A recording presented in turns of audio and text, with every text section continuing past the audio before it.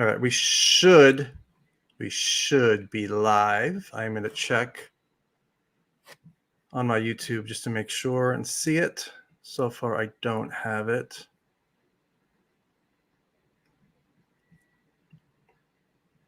Can you hear the TV in the background? There we go. And I am going to go. We are live. Yeah, I can hear fine. Can you hear the TV in the family room at my house in the background? I cannot hear your TV, but we are up. So, boom. Welcome back, Michael. It's good to be back, Joe. It's been a while. Oh, yeah. Always great to have you. I was going through my list. I'm like, who are the most knowledgeable people I know about UFOs? It's you, Eric Davis, George Knapp. Those are the top three. I mean, I'm sure there's other people I'm forgetting, but as far as history and details, you are definitely up there. And I know a lot of people, when they hear that you're going to be on the show, they're like, oh, I can't wait to hear Michael, what he has to say. So I'm really curious because we haven't talked about it, really. We've done a couple of texts, but, you know, you said you enjoyed the book. But like I said, we're going to spend the first hour talking about the cover and how it wasn't a great cover. It's like there are people that are focused on the cover right now and having long discussions on the cover. So we're not going to do that. The cover was fine. I didn't care. I got it early. I looked, I read it a second time. We will start off. I know the other day, some people don't know how this all started. So I'll just quickly so back in, and I do have notes, back in 2007. So James Lacatski, who is a rocket scientist, basically. And we heard Senator Reid had spoken about him before, saying, you know, this rocket scientist, and I believe he has a degree in physics and math. So he gets a hold, and I'm gonna first, before we even get there, let me just read some of just quick stuff from the book.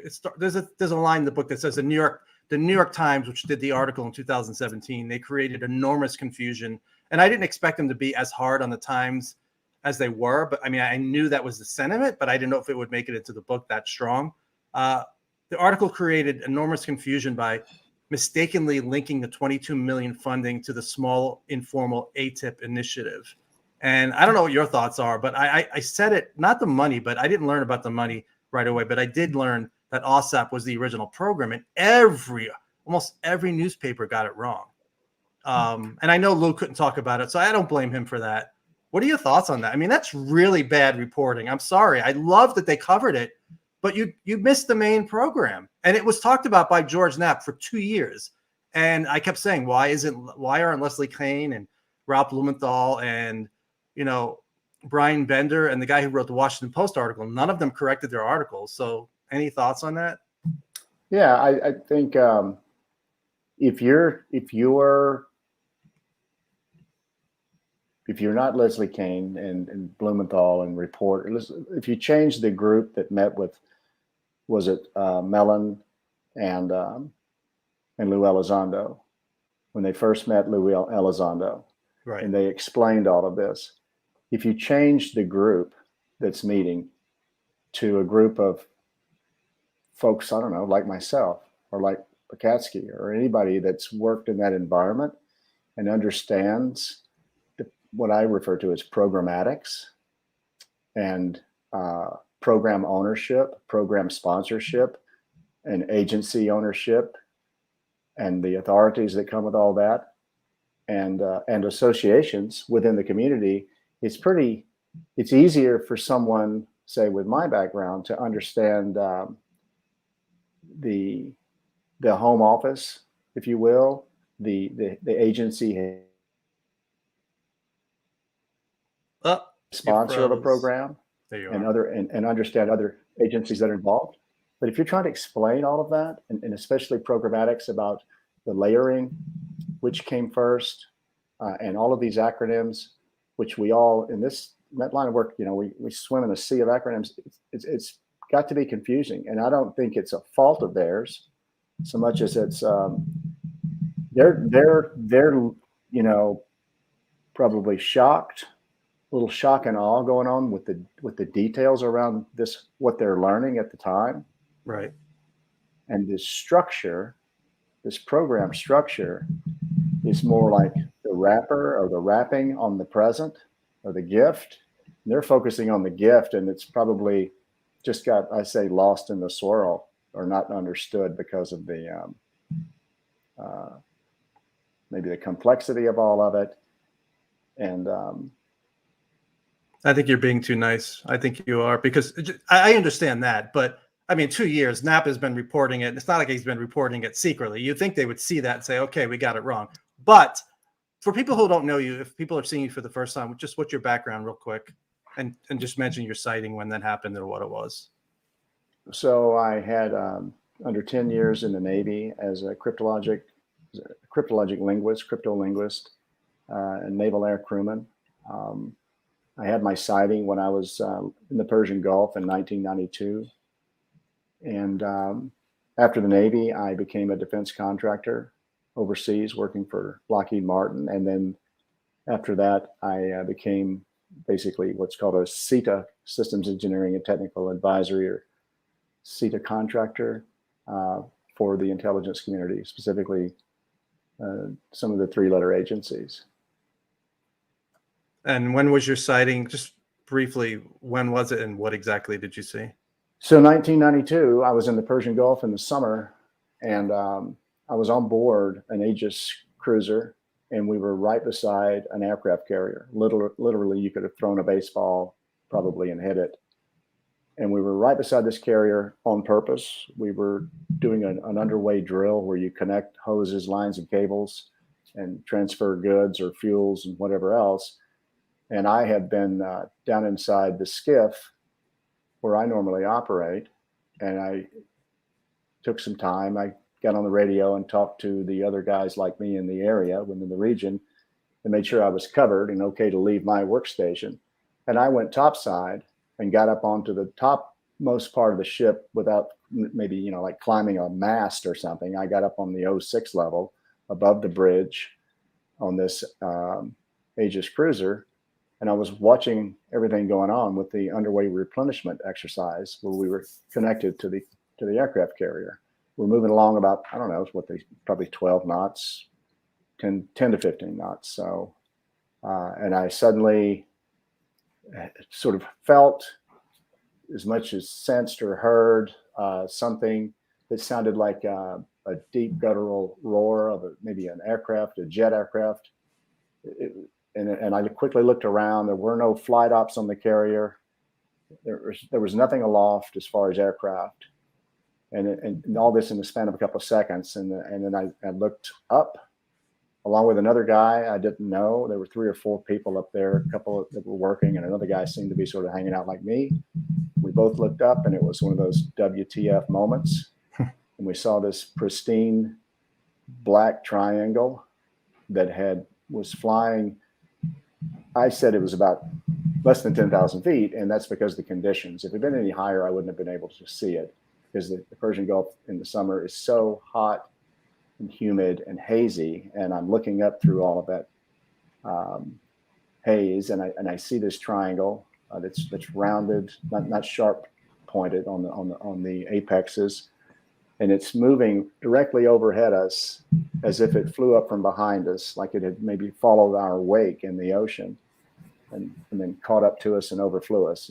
That's sort of my sense. It was flying in the exact same direction we were cruising, and the sighting lasted about no more than 10 seconds.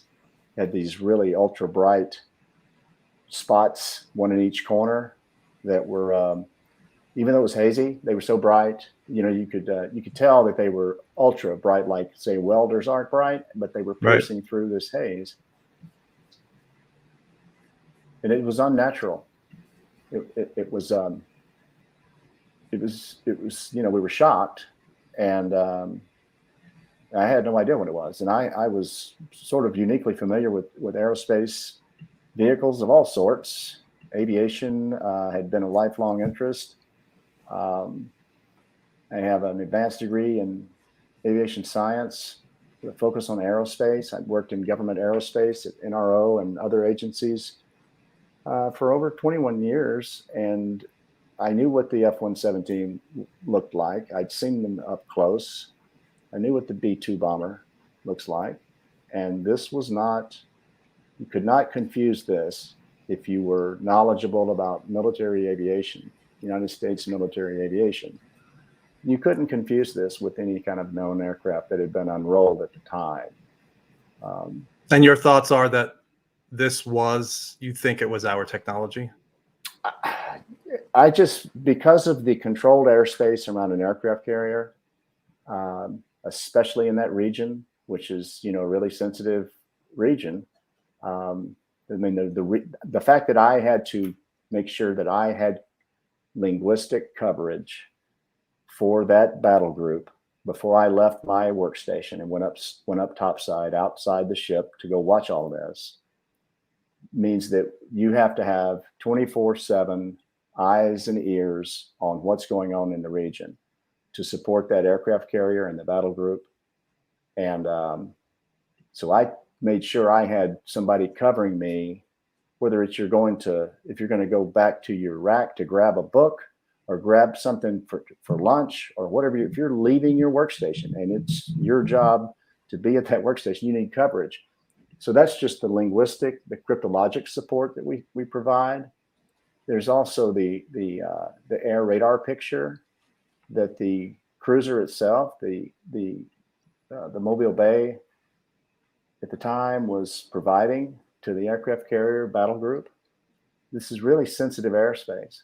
So if any other aircraft other than an Allied aircraft approaches, then that is going to warrant scrambling a jet fighter off the carrier to go out and take a look at it and probably escort it as it gets closer and steer it away. They fend them off. A lot of times the Iranians will come out and take a look. And this thing flew overhead, and there was nothing extraordinary that showed me that there was a reaction to it from a sensor or weapon systems standpoint. And I quickly went back down below deck to my workspace and checked. I don't know if there are any pictures of this online, but if you go into the combat center on a warship, especially an Aegis cruiser, there are multiple it's a darkened environment. There are multiple big screens up there showing the radar the tactical picture. And down where I work it's called SES, Ships Signals Exploitation Center. That's where the cryptology goes on. We have a radar, what I call a radar table, sort of like a butcher block or an island in a kitchen, if you will. You stand over it, and it's a round radar scope like you see in the movies. It's a representation. It's the same data they're seeing up in the combat center, except it's just not on a big flat screen. It's on a round radar scope. And I looked down, and no faster than this thing was moving, which was, couldn't have been more than 500 miles an hour, probably more like 300, 350. It should have still been, in the 4 to 5 minutes it took me to get back down there, it should have still been on the radar. And I didn't see it. One of our viewers says, stealth hybrid blimp. I mean, fastest blimp I've ever seen. Yeah, don't blimps go that fast. All right, so let's get into the book because, like I said, I'm very curious your takes. So it starts out, Senator Reid says, and it's important because I never knew what he thought about any of the paranormal stuff. He helped start the program, and I knew that was part of it. But in the book, he says some of the scientific findings, and this is from his foreword, some of the scientific findings you will read in this book may be hard for you to accept or comprehend. I don't understand some of the science or know what to make of the paranormal occurrences. The more we learn about UAPs, the more we don't know. That is the key to it all. The U.S. government, academics, and industry leaders need to research UAPs, and I know you hate the plural. I'm going to read it the way it's written. The more we don't, they need to research UAP and related phenomena. They also need to keep the public informed, which is why journalists like George Knapp reporting on the subject also play a vital role in fostering transparency. The American people can handle the truth. We could talk about that later, whether or not we think they can handle it. And then he talks about his religion, which I've never really heard him talk about before. And I've heard rumors and whispers. And he says anyone who looks at Mormonism at all understands that we believe there are other worlds Reid told Knapp in 2018. It's one of the reasons people look askew at Mormonism for a long time. They ask, are these people crazy talking about other worlds? Well, Joseph Smith came up with this idea. I think there's no question there are other worlds. So yes, my religious beliefs are compatible 100%. I'm going to just get into it quickly, Mike. I'm going to say that 2007. So James Lacatski, and you could add, who is James Lacatski? I never heard of the Defense Warning Office until Keith Basterfield did some research when he's the one that found Lacatski's name. What does the Defense Warning Office do, and what did Lacatski do there? Within each of these agencies, they have directorates that focus on different aspects of the intelligence arenas that they are responsible for from a mission standpoint. And I've never worked at the DWO, but if it's a warning office, they're looking at latest events, trends, technologies, growth and expansion of foreign military capabilities, military power, orders of battle. Orders of battle are things like pick a country, how big's the Air Force, what's its rank structure, how many airplanes do they have, what type do they have, how big is their army, how many tanks do they have an amphibious capability to land on beaches, or are they strictly land mobile, do they have a navy, things like that. So the Defense Warning Office, it's my understanding that they're far more technical than that. So they would be examining the state of the art of different categories of technology. In his case, physics, scientific background, you have organizations within some of these agencies that are doing work that would be very similar in a lot of respects, take the same sort of talent pools that you might find at SpaceX, for just one example. So these rocket engines that Elon Musk and his company are using, they're a certain design, they have a certain performance, and they're used to do things that we're all aware of, which is to put people onto the ISS or launch satellites. But other rocket engines are used for other purposes, whether it's for missiles or ICBMs or what have you. And so these people are studying the states of the art of different technologies to try to discern from afar, because you can't be there. They're not most countries that we're interested in gathering intelligence on are not open societies like ours. So the way you gather intelligence is distantly, right? With sensors, satellites, humans on the ground, and so forth. And if you're taking the aerospace example, they might, for example, study flight paths of different aerospace vehicles, whether it's a rocket or anything else, to try to determine its range or its payload capability. You can even learn by looking at certain spectral aspects of an exhaust from say a rocket, and determine the fuels it's using. So he's a really, really, really smart guy, rocket scientist. They really are, right?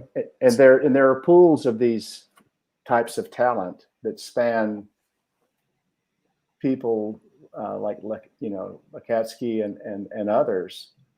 They have human geography experts. They have a wide range of people, and they're looking at different mission problems, giving indications and warning to commanders out in the field that are having to stay prepared for any eventuality. Okay, I'm gonna get onto what happened. So 2007. So he read Hunt for the Skinwalker, which if anybody still hasn't read it, read the book by George Knapp and Colm Kelleher. It's one of the best. It's not just about Skinwalker Ranch. They also cover opinion, speculation about what UFOs represent, and it's a great latter half of the book. I love the whole book. So he's reading Hunt for the Skinwalker in 2007. He said he read it cover to cover, and he was legitimately interested in this as useful to the military and useful to my particular group, which was looking at possible threats to new weapons systems. That's what attracted my attention. And he was surprised when he read it, like a lot of people are, although more people have not read the book. I'm not sure why. You have a whole group of scientists that Robert Bigelow put together at Nimitz, and they were studying some bizarre phenomena. He did not expect to see that. And he said it was like some of the phenomena should only exist in comic books and horror movies. And if you read the book, you'll see some of the encounters that took place with, giant wolves and other creatures. And then 2007, he shares the book, A Hunt for the Skinwalker, with a colleague of his, Axelrod, who I don't think it's the guy's real name. But so Axelrod takes it to Iraq, goes into the green zone, reads the book, shares it with other intel and defense people who were in Iraq in the green zone. They're like, hey, check out this book. It's a really great book. And so he shares it. And then 2007, June, and it became the most popular book in the green zone, according to Axelrod. So Lacatski writes a letter on the DIA letterhead to Bigelow and says, hey, I would love to visit your ranch. Goes there, meets at the ranch caretaker's home with Bigelow and the wife. There was two caretakers, and they're sitting there, and Bigelow starts having this conversation with the wife about finances. Lacatski's like, I shouldn't really be hearing this. So he starts looking around, checking out the lay of the land, and he sees this object. I'll just read what he said on Coast to Coast. He said, it just appeared. I went into a daze because he was trying not to pay attention to their conversation. He goes, I was in a daze looking around the room, seeing what the lay of the land was, and then it appears floating in the kitchen, quite distinct. I mean, I looked away from it and it maintained its position and actively allowed me to come back and look at it and examine it more closely. It was not a blurry vision. It was not a speck in my eye. It was there. It was about 18 inches tall and 18 inches wide, floating in the middle of the kitchen. And that kitchen is quite distinct. Its style's 1950 style, so the colors of the tiles are quite distinct. Knapp says, did it look like it just appeared? Lacatski's like, it just appeared. It just appeared. It was very sharp. Now, let me give you an exact description. People said Mobius strip, and I shared on my article. I think Jeremy Corbell said it was a Mobius strip, and other people, and I guess he didn't like that because it wasn't exactly what he saw. He said, take a piece of spaghetti, 6 inches long, bunch it up, and then let the top part come out at a little angle. He says, and that the bottom part that's all bunched together was super clear. He goes, it was truncated. It was a solid light yellow, and it was surrounded by a different shade of yellow cloud. So this part was like going into a yellow cloud. So he's sitting there taking notes. He said it looked like maybe a couple of minutes. He recently had looked back at his original drawing because he wanted to remember the impact. And then he said he compared it to tubular bells, which is on my blog, ufojoe.net. Tubular bells is related to The Exorcist. So people are like, oh, it's demonic. Well, I don't know. Maybe the thing was playing games. I don't know. He said it wasn't chrome. It was yellow. It was quite solid, quite clear. And then it got fuzzy as the droopy portion went into the cloud. And he goes, and that was it. There's nothing dramatic. And then we had a discussion. We walked over there about decorating. And he found out later, Jean, the female caretaker, Jean Dietz, said, oh, yeah, that's my decorating style. By the way, though, earlier in the day before he showed up, a cross flew out off the wall. She had a dozen crosses on the wall, flew out of the bathroom horizontally into the wash basket on top of the washing machine. And Lacatski goes, so I'm thinking, he goes, that's when we went back and we went right to that area where it happened and we took the rest of the tour. So what are your thoughts on that, Michael? I mean, because I heard that story, and for me, I mean, I've been at this so long, I don't question somebody like him saw something like that and it changed everything because he took it as a sign that this was a demonstration for me. So what's your take on that? Well, the first time I ever heard his account of that, and then reading it here, I was pretty impressed that he had the presence of mind to sort of soak it all in and not.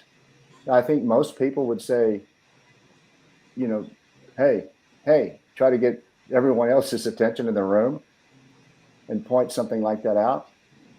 How do you have the composure to to sit there and analyze this in situ without becoming unnerved? How do you have the ability to have structured thought from an analytical mindset standpoint, and characterize something that to me sounds awfully otherworldly? They're seeing things. Just this morning, I thought I saw a cat in my bedroom go by the door. I was in the master bathroom. I looked, there was no cat there. And I don't know what that was. It was nothing, right? It happens to us all the time. We think we see something. In his case, he describes seeing it, looking away, looking back, confirming that he's not nuts. I think that says a lot about maybe who he is. Maybe he's the kind of one of the kinds of people that you would want in the room with you when chaos unfolds. Obviously, was able to think in a structured way about what he was seeing. I thought it was pretty interesting that he didn't get everybody else's attention immediately and sort of, hey, look, do you guys see this? Am I seeing things? Exactly. It's exactly what I would have done. I mean, I would have said, do you guys see? Exactly. That's really, I mean, I don't know if it would have been better, obviously, if more people had seen it. Who knows if they had turned around, they maybe not have seen it, because we know the phenomena apparently can make some people see things and some people not see things. Or as we'll talk about later, some people will come in as a second witness and it'll disappear. Well, see that struck me too. If you go back through and of course, I don't know every encounter that's been documented. But I'm just saying, if you're well read in the subject of UFO encounters and sightings and what have you, there is an overwhelming abundance of claims or evidence, however you want to call it, of people, multiple people at a singular event seeing different aspects of the same event, or some not seeing it at all. That is, it's sort of it's a trait, I guess, that's documented going way back in this phenomena, or these phenomena. So it fits from that perspective. If you're trying to match it up to the history of this entire UFO history. The history of how it unfolds to different groups. And I'll be honest. I mean, I didn't know it was that prevalent until I heard Dr. Eric Davis talk about on Coast to Coast, saying he said every UFO encounter is accompanied by poltergeist activities, like every UFO encounter. And I know people are like, well, I had a UFO encounter. I didn't have any poltergeist activity. But when you read the book, it is really common for people who have encounters with either UFOs or orbs to have this hitchhiker effect where you take something home with you. And one of the people who was hired early on, or he was part of, I'm not sure exactly if he was part of, I think he was part of DIA, and they give him the name Jonathan Axelrod. So he was a senior aerospace engineer in naval intelligence. And he was the one who interviewed pilots, radar operators, and other people on the Nimitz and Princeton in 2009, which I always thought it was ATIP, but it was OSAP that did that. Well, let's just start right there. So, and I'll get to Axelrod and what happened with him and his family. We talked about Douglas Kurth. So he was a lieutenant colonel in the Marines. He was flying in 2004, November 14th. He's told to check out this one area, and they're like, yeah, go check this out. And he goes out, flies, and then he sees white water. And if you want to tell the rest of the what's the word? Serendipity, the synchronicity that happened with Kurth. Well, yeah. I mean, if you, I think I shot you a little screenshot, that's from the Scientific Coalition of Ufology report, which is they call it a forensics report, right? And so it's describing. So my question was, where did Kurth come from? If we know for a fact, based on Fravor and Dietrich and others on the day, we know that there were only 2 F-18s in the encounter where they actively maneuvered with it. So that was Fravor and his wingman, Dietrich. Okay, then we know that there was a second flight that occurred after Fravor returned, and he's in the ready room, I believe, when when he's taking off his harness and everything after his flight, and the replacement flight is about to go out. And he tells this guy basically to make sure he's got some tapes in his system so he can record this. And so that's a second flight that goes out. Yeah, that's Chad Underwood. Right. So those were the only two. So this Kurth guy, when Kurth he is apparently on a totally separate mission that I'm pretty familiar with. I've seen him, and it's almost how I got my very first flight off of an aircraft carrier back in 1990.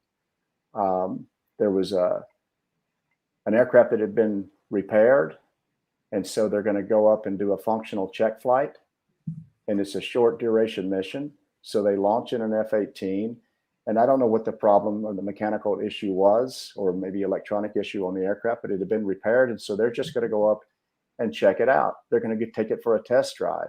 So he has very little fuel by comparison to a regular mission aircraft that's going to go up for a couple of hours. And they take off, and while he's up there, apparently he's the fifth element. He's the fifth element of this Tic Tac sighting. So there's Fravor and his wingman, then there's Underwood and the other aircraft with him. That's four. So Kurth's aircraft is a fifth aircraft that actually was up before the rest of these guys. I think it said it was around 2 p.m. in the afternoon. And he's just out there on a functional check flight. And the Princeton calls up. It's another guy. It's an operations specialist. It's not Kevin Day, somebody working perhaps with Kevin Day, but in the same combat center, and directs him to this radar target. And apparently he gets within about 15 miles. And all he sees is a disturbance down on the water of roiling water in an otherwise very calm and placid ocean. It's almost like maybe lake water, very low wind, very low sea state.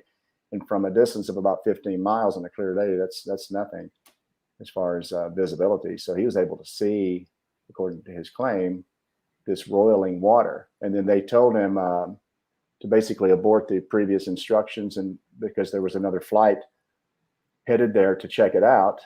And apparently he saw the other flight on his own radar. So he saw Fravor and Dietrich's F-18s headed towards that target when he turned away and came back to land. I just thought it was interesting because in none of the TV shows, none of the interviews that I've seen of Fravor or Dietrich or even Underwood, none of them talk about Kurth. And then the serendipity of it is when he was being interviewed by, for BAASS, I guess for NIDS, right? No, it was BAASS. So 2004. That's right. Tic Tac happens, and then 2008 they get the contract, and then Kelleher starts interviewing people. And the first person, Kelleher, who's the first hire, the second hire is the first person he interviews is Kurth. Happens to be Kurth, who happens to have been the guy that was actually on scene first with the Tic Tac. And they did not know that. Nobody has said they knew that Kurth had that happen to him. So it just came up at the end of the interview. He's like, "Oh, great interview. By the way, do you know about the Tic Tac incident in 2004?" And like, I could just see Kelleher saying, "The what?"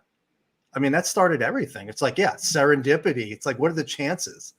Well, so I've had this happen to me. I've been in a football stadium of 100,000 people, and someone tapped me on the shoulder and asked if I am who I am, asked me if I'm Mike Vi.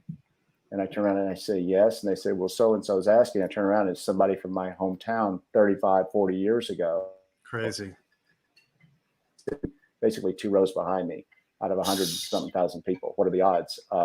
So I just wonder, though, if you got all of these characters in a room, Fravor, Kurth, Dietrich, Kelleher, and you asked, I mean, how did Kurth's resume arrive on the desk in the first place? How did he know to apply? Did I miss that in the book? I don't think they mentioned how. I know there was a request for proposal, but I don't know how they advertised for people for BAASS. I don't know where that was put out. So yeah, that's something I would like to know. I'm curious. that could tell us how much of a serendipitous situation it was. Yeah. So if you think about it, he's obviously Kurt's obviously retired. He's very senior, right? So that matches the fact that he's talking about at some point you learned that he was retired at lieutenant colonel rank. You don't just get that after a couple of years of being in the Marine Corps. So he's retired, and like so many folks that were in the military with high-level clearances, regardless of the job, he's probably, and obviously if he worked for them and doing what they were doing, he's still cleared. And you have to, you just don't read that in the back of the San Francisco newspaper or pick a newspaper for, jobs in the jobs posted section. I'll so find how out. how did his resume land on Kelleher's desk? I'm really curious to find that out. I will try to find out. So for people who want to mark it in your calendar as an anniversary every day, September 22nd, 2008. So September 22nd, BAASS was awarded the contract. And there are still people out there that saying it was a sweetheart deal from Reid to his constituent, Robert Bigelow, who had donated to his campaign over the years. And I've said it from day one. I think that's preposterous. That you have somebody who has an experience on your ranch. What company? And there were three other aerospace companies that looked into it. Nobody else made a bid except Bigelow. It's like, who else would be the perfect organization and people who already did it with NIDS to study this? So for me, it's like, it's obvious. And Bigelow doesn't do it for the money. Reid knew he wasn't doing it for the money. Bigelow is obsessed with this and passionate about it as much as we are, and he has the money to do it. And then, so they get the contract. And I'm sure, I assume you agree with that, but it's amazing what Lacatski did. Lacatski's like, he had to do a complete sweep of everything, counterintelligence sweep, because he did more than just manage. Conducted a sweep on all the contractor offices, meeting locations, the contractor-owned building. He helped BAASS turn one of the buildings into a SCIF. They were gonna do that, but it wasn't financially feasible. So Bigelow and BAASS had to buy another building that was turned into a SCIF. Lacatski helped get the leadership top secret SCI clearances, and everybody else had a secret clearance.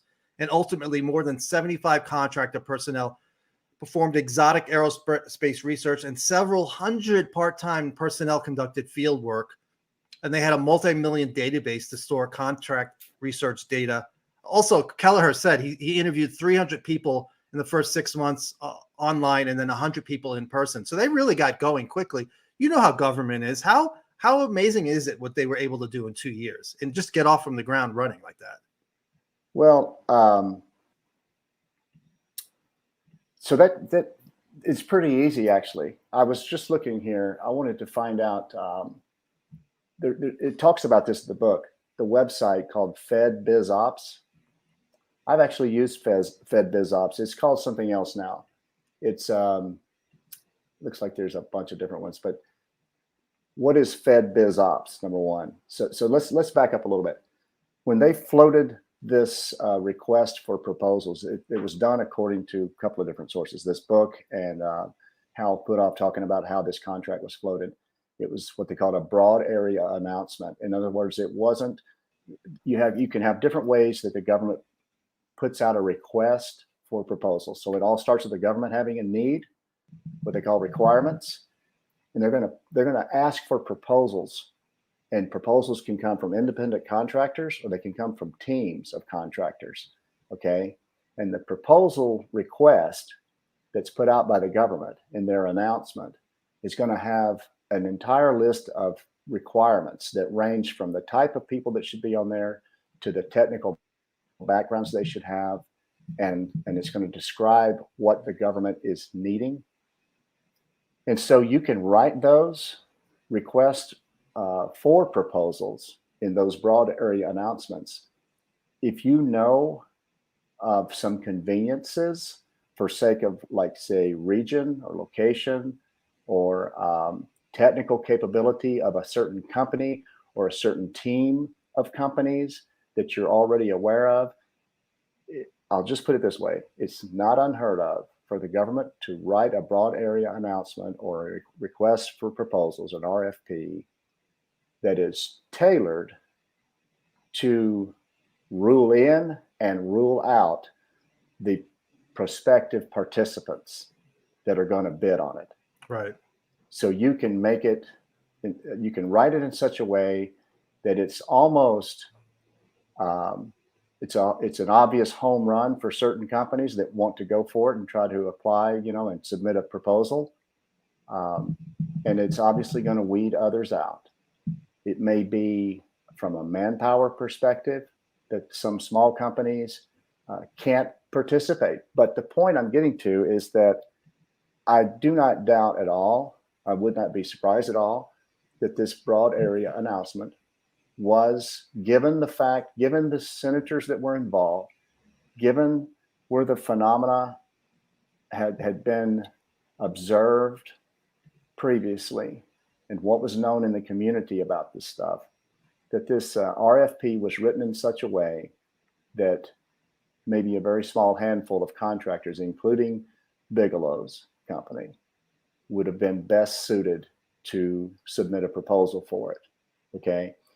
And because of you tailoring or customizing that request for proposals with certain requirements in there, then those companies that you're sort of tailoring it for, they're going to naturally already have at least a straw man, if you will, or a sort of a skeleton of capabilities from people, buildings, and technologies that's going to allow them to quickly take the money that's made available by the government once the contract is awarded and go hire people and get on the job and produce results. And as a matter of fact, in those broad area announcements and RFPs, it's going to have probably milestones in there, and they're going to be probably incremental. So by month or 6-month increments or year or by quarter, where they're expecting certain deliverables from the contractor that's doing the work, whether it's reports or, data or what have you. They're going to have expectations of progress being made. So in the case of this particular contract and this particular company winning the award and getting started, hitting the ground running, it's not unusual at all for there to be immediate win-wins. In other words, the government's getting a lot of what it's asking for, and it's getting it very early and in great detail. And it sounds like BAASS was able to get in there and be really productive really early. That's not surprising at all. Amazingly productive. And so Jonathan Axelrod, he was the acknowledged leader of the trio. He was a senior aerospace engineer, and I'm assuming that's not his real name. When I saw Axelrod, I thought, if anybody's read Ingo Swann's book Penetration, one of the people he had contact with, it seemed like it was like a program manager, was called Axelrod. I don't think it's the same person, but so he was senior aerospace engineer in naval intelligence, and his best friend was Jim Costigan, former Marine. He served in Afghanistan with Axelrod. Then you had David Wilson. I'm assuming these are all fake names, pseudonyms. Former Marine. All three did tours in Afghanistan and Iraq. All three read Hunt for the Skinwalker. And Wilson and Costigan were experts in using various sensor tech in the field, which is perfect for Skinwalker Ranch. They were considered subject matter experts, and they were consultants to the Skinwalker Ranch study. And this is something I would like to dig in further if we could find out who this person is. Axelrod was well-versed in investigating anomalies, utilizing a thoroughly professional approach. So what anomalies was he investigating before this took place? I would love to know that. So they all go, those three, they go to Skinwalker Ranch, July 2009. They're on the ranch. They have their meters, everything. They have their night scope, night vision, and there's a 20-degree drop in temperatures, and it's like a wall of coldness. So they'll back off. It gets warmer. They go up to it. It drops 20 degrees. And they all felt this unexplainable fear and dread, which I can't really comprehend. I've never had that, but you hear it over and over again. People are on the ranch. They say it's just like this terrifying feeling for no reason. So they see this dark oval shape, 8 feet tall, 50 feet ahead, totally dark, as if it's all the light has been extinguished. You see the green night vision around it, but the actual whatever it is, it's just black. and they felt if they would continue closer to it, certain death awaited them. So they backed off, fear subsided, and then Kelleher interviewed Axelrod and Costigan a few years later, and they said they couldn't see the dark figure without the night vision. So that tells us, what else are we seeing everyday life that we can't see, without that kind of scope? So that was the beginning. Go ahead. Well, do you remember back midsummer? I think I was on vacation, and I was catching up on, I guess it was season 2 of the History Channel series on the Skinwalker Ranch, right? Secrets of Skinwalker Ranch. Yes. Yeah. And now there's Dr. Travis Taylor. So yes. He's been featured on there, right, the last couple of years? Yes. They observed an almost, I would say, very, very similar, if not, I don't guess it's identical, but they observed a similar phenomena taking place with temperature change. I don't know if you watched any of that. I was pretty impressed because of Travis Taylor. I've read some of his work and followed him.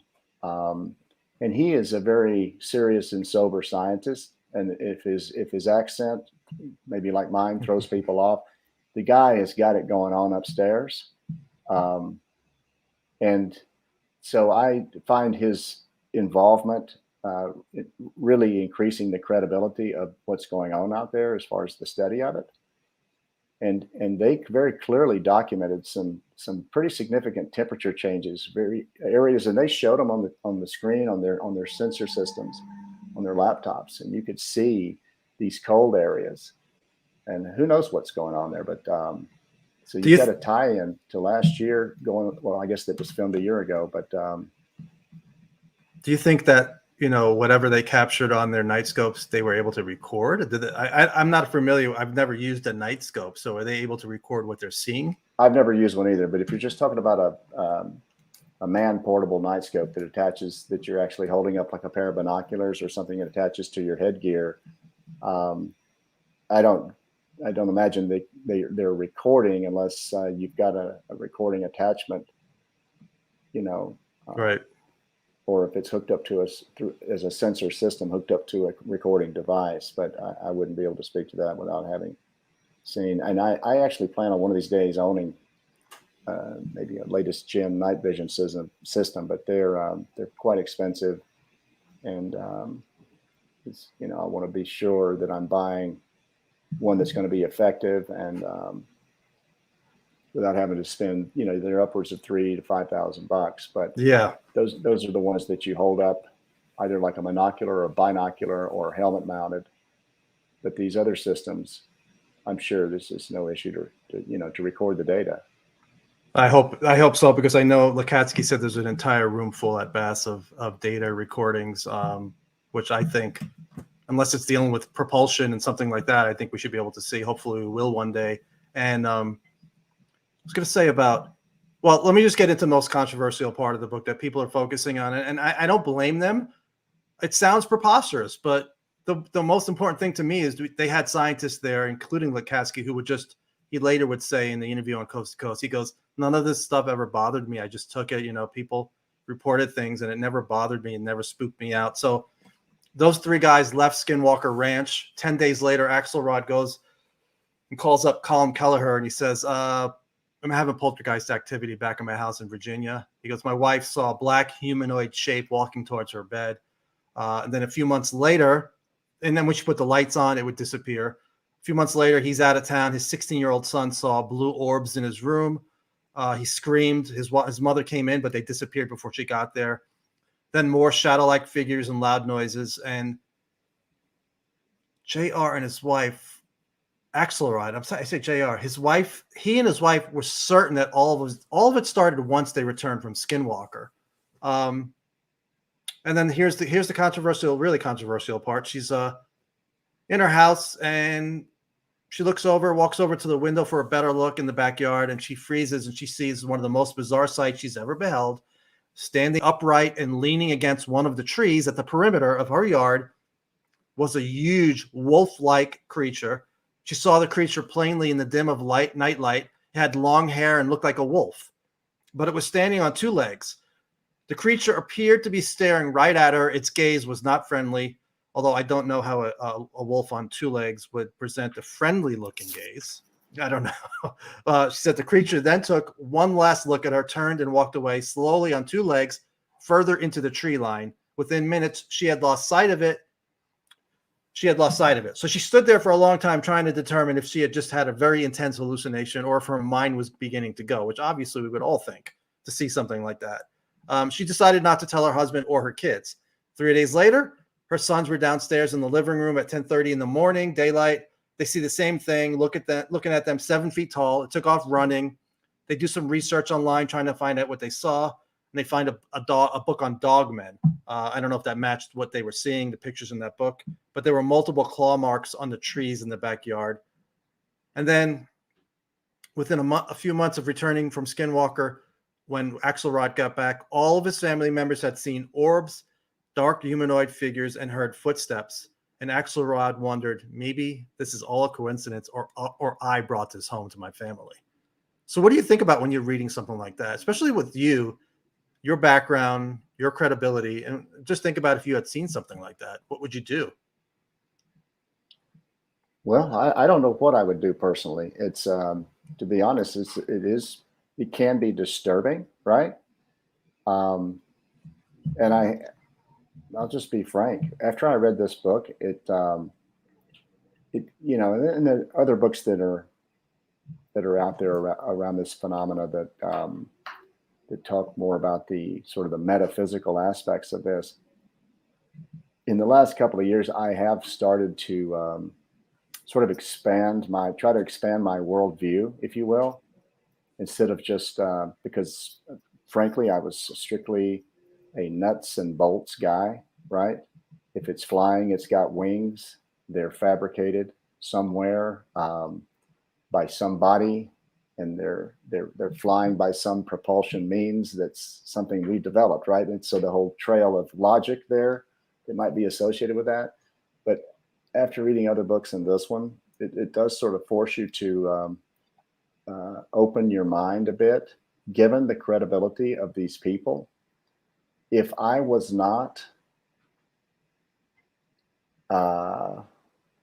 if I had not been in that community, working and understanding what it takes to be eligible to work in that community, and understanding what goes on to the extent that I was exposed to things that I was exposed to, because not any one person that is highly cleared knows all the secrets, right? It's compartmentalization. But I'm just saying, given all of the capabilities and technologies and things that I've been around, and the professionalism of the people involved doing that work, and then you read this book and read their qualifications, it puts an enormous stamp of credibility on it for me, and really makes me even more further want to open sort of my aperture about the world of the possible.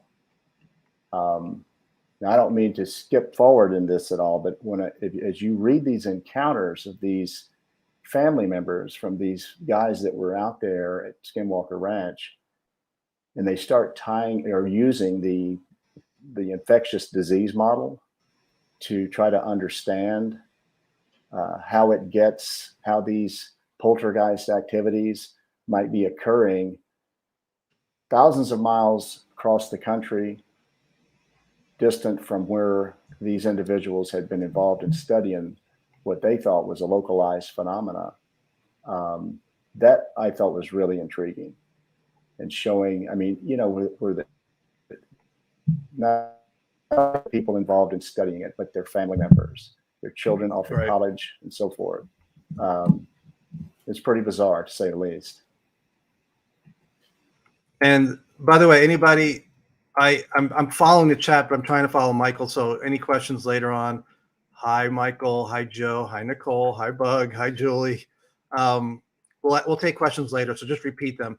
And Michael Huntington's like, what's the credibility of of Axelrod. I don't know. The guy has a military background. For me, I want to hear from Axelrod. I want to see his real name. I want to see him tell his story. Do I immediately believe his story? Well, I trust that Knapp and the people who wrote the book investigated the case. They spoke to the witnesses, but I want to hear from them. That's why it was so important when Fravor came forward. I remember back then, I'm like, great, we see a video of a Tic Tac. I want to hear from the radar operators. I want to hear from the pilots. It's so important. Look how that's changed the story. I mean, when 60 Minutes had Dietrich and Fravor and Ryan Graves on, it's so important to see that. So hopefully, and I don't blame those people for not coming forward right now. I mean, Axelrod's going to talk about, he didn't see the wolf, but the family. I mean, me personally, and there's shadow beings, there's shadow figures that are spoken about. My first ex-wife, she, in her entire life, Michael, she saw this dark figure, which is really common. He wears a hat and standing by her bed every night when she was younger for years and years and years. And then as she got older, she's like, I look online, she goes, that story is so prevalent. It's like, what do you do with that? She would only tell me, because you can't tell your coworkers, oh yeah, there was this man in black in a hat, in a full-length black trench coat, who would just stand by my bed every night. And I think it's connected to this. I don't know how. So yeah, it's difficult. And Michael's like, the credibility, I agree. I would want to hear from these people. Unfortunately, we're still getting people to accept basic nuts and bolts. So I'm going to talk about it, but I'm not going to be surprised if the New York Times doesn't do a story on, poltergeist effects. But hopefully more people who have had the experience will speak up more. And I think that's going to help. Yeah, there's going to be a problem, I think, in bridging the sort of the perspectives of people outside the intelligence community, the defense intelligence community, that are having these experiences written about in this book, bridging their experiences and their perceptions over to people who are not involved in that line of work, people like reporters, maybe like yourself, and others that are just reading this. And I'll reiterate that if you took any sort of core set of my own personal colleagues from any of the activities or projects that I've ever been involved with in the community, and those people sitting, whether it's sitting around in a restaurant, at a bar, or out on a mission somewhere, on a trip, what we call TDY, or you're going to travel somewhere to go support something.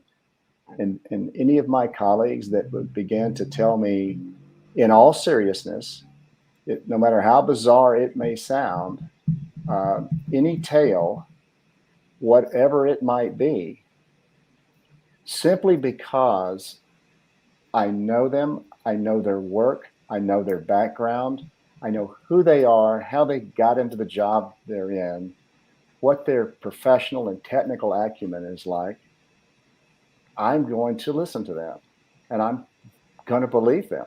Right. They would not be bullshitting me about something, whether it's a topic like this or whatever.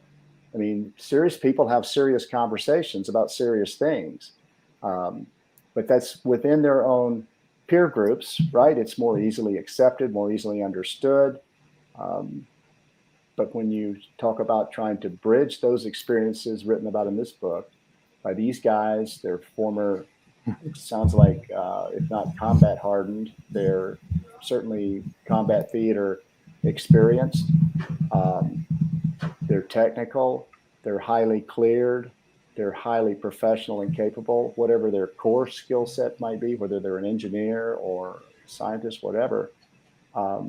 Trying to bridge that perception and translate those experiences over to people writing about it in the civilian world is going to be difficult. It's going to be hard for people to accept, and I can accept that. But I'm just saying that if next month I were to be on a project and ran across some of these guys and they took me aside at some point at lunch or inside the office or whatever and started telling me about these very experiences, I would believe them.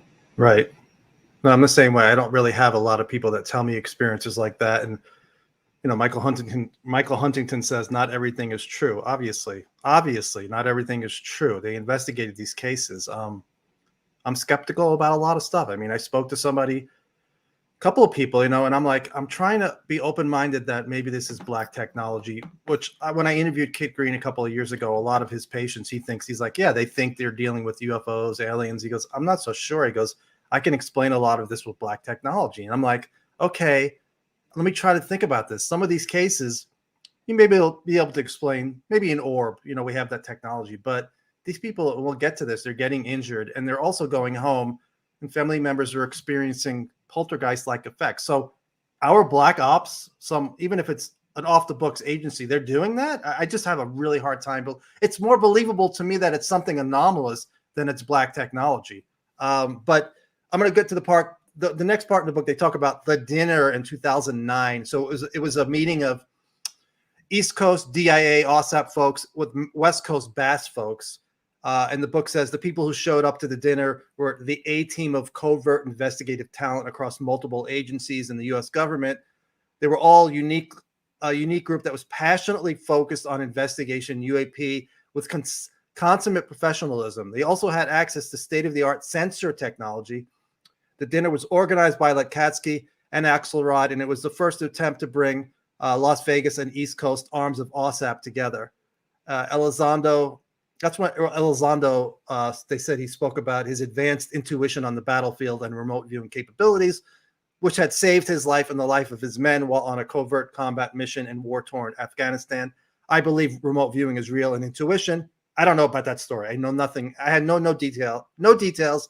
He was asked about it, but he did not want to comment on the book, which I'm a little disappointed in because Lacatski was the guy that hired Lou back in 2000. I think it was 2009. So I would like to hear from Lou.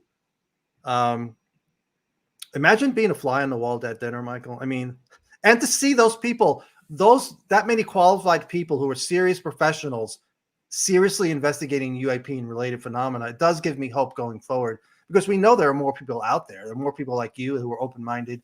And by the way, I did wear my Skinwalker t-shirt, by the way.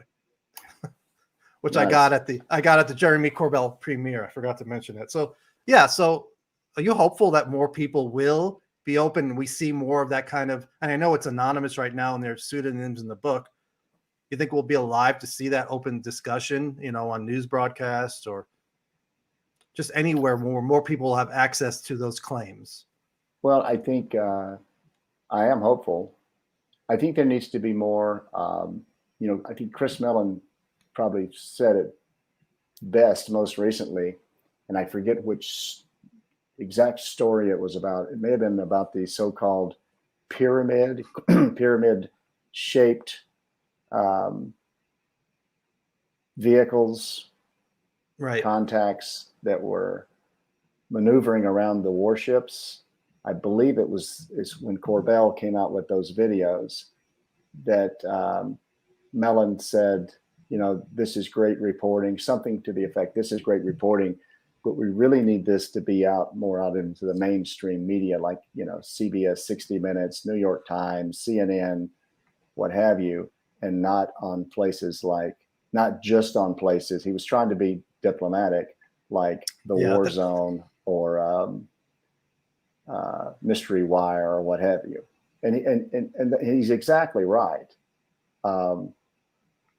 I think, this aspect of what they call the invisible college very clearly has existed for decades. And certainly Avi Loeb is part of the bow wave with his group's efforts to study the potential for extraterrestrial technology to be in our midst. Groups like that are helping to crack the sort of the hard outer exterior of this, which is the exterior of shame and ridicule and embarrassment and taboo, right? They're really helping to bring that wall down. But it's going to take, books like this. How helpful are they? How helpful is this book? I think it helps clear up for most of us who are already pretty aware of the two distinct programs, OSAP and ATIP. It helps really connect the timeline milestones in those timelines and lets us know what was going on.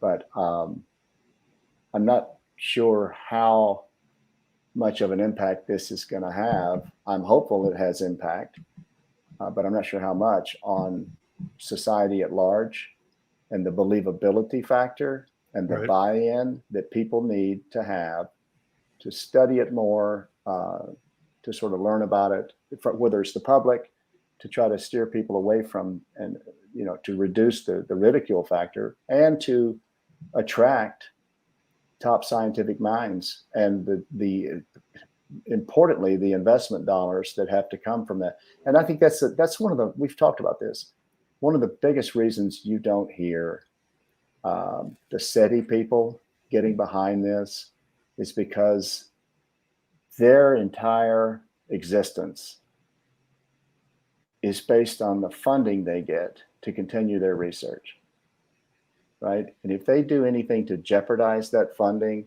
then their existence pretty much goes away. So you get these snide remarks from some of these guys in SETI that almost seem like they're programmed in, right? They're almost remarks that are put out there as guardrails to protect their line of work. When how can they ignore, if they were to spend just half a day, initially half a day, going through sort of the history of this phenomenon, they would certainly, I don't see how, if they spend half a day with an open mind, that they would not come away from that wanting to spend more time at least digging into it to find out whether it's real or whether it's bullshit. But right now, all you get from Shostak and others is these, even if they try to sort of write seriously about it, as Shostak did a few months ago in an opinion piece, I think it was, they always end up wrapping it up with some little sowing that seed, that last sinew of doubt in there, right? Oh, he does more than that. He goes recently, I forget what it was. He just went total debunker, and I'm like, why is he part of Avi Loeb's group? I don't understand that. Just one thing you said, when I remember when Christopher Mellon said, yeah, we need groups that are more, more mainstream than Mystery Wire and extraordinarybeliefs.com, which is Jeremy Corbell. But that went all over the world. And Jeremy Corbell said, we did offer it to some of the mainstream folks. They turned it down. So I understand what you're saying. But hopefully when they get another chance, they get the name of the program right. I know it wasn't just a name. And by the way, I'm happy all of those reporters cover it, but I'm still a little salty about missing OSAP. So Juliet Witt, who is known only by reputation to the BAASS group as a superb Pentagon operational test and evaluation analyst. And I'm reading this so people know backgrounds on these people. And she was a DoD target sensor specialist, well-versed in counterintelligence operations, veteran of multiple tours in Russia, Afghanistan, no stranger to cloak and dagger rituals, undercover work. And her Pentagon work included membership of multiple interagency task forces that dealt with technical data gathering. So she goes 3 weeks after that dinner I spoke about. She goes with Colm Kelleher and Bigelow to Skinwalker Ranch. And she's a little nervous. And they see this creature that walks out. It's moonlit. And there's another one that's hard to believe for most people. It's just consistent with what's, crazy stuff that's seen on the ranch.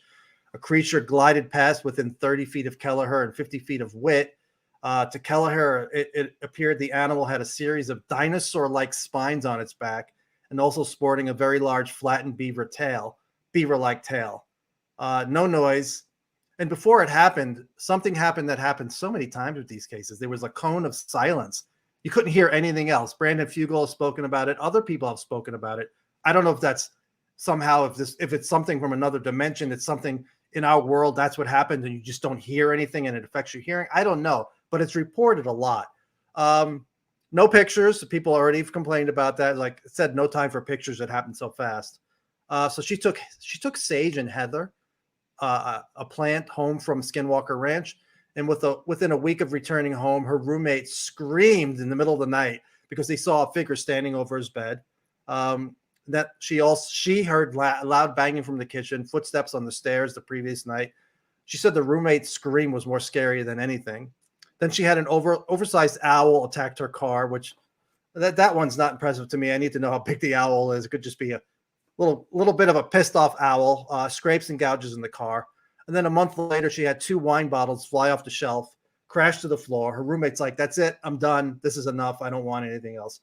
She continued to see shadow-like figures in her room near her bed, multiple colored orbs.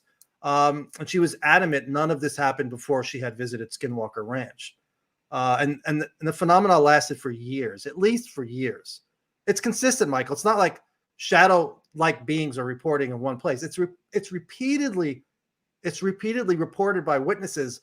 Bigelow's wife, Eric Davis's wife, Colm Kelleher, his wife, George Knapp's wife. It's like if you're a wife of one of these people, you're saying, do not go there anymore, because they said it happened even when people just went to the ranch one time. They're taking things home with them. Hitchhiker, they call it hitchhiker, but whatever it is, nobody understands it.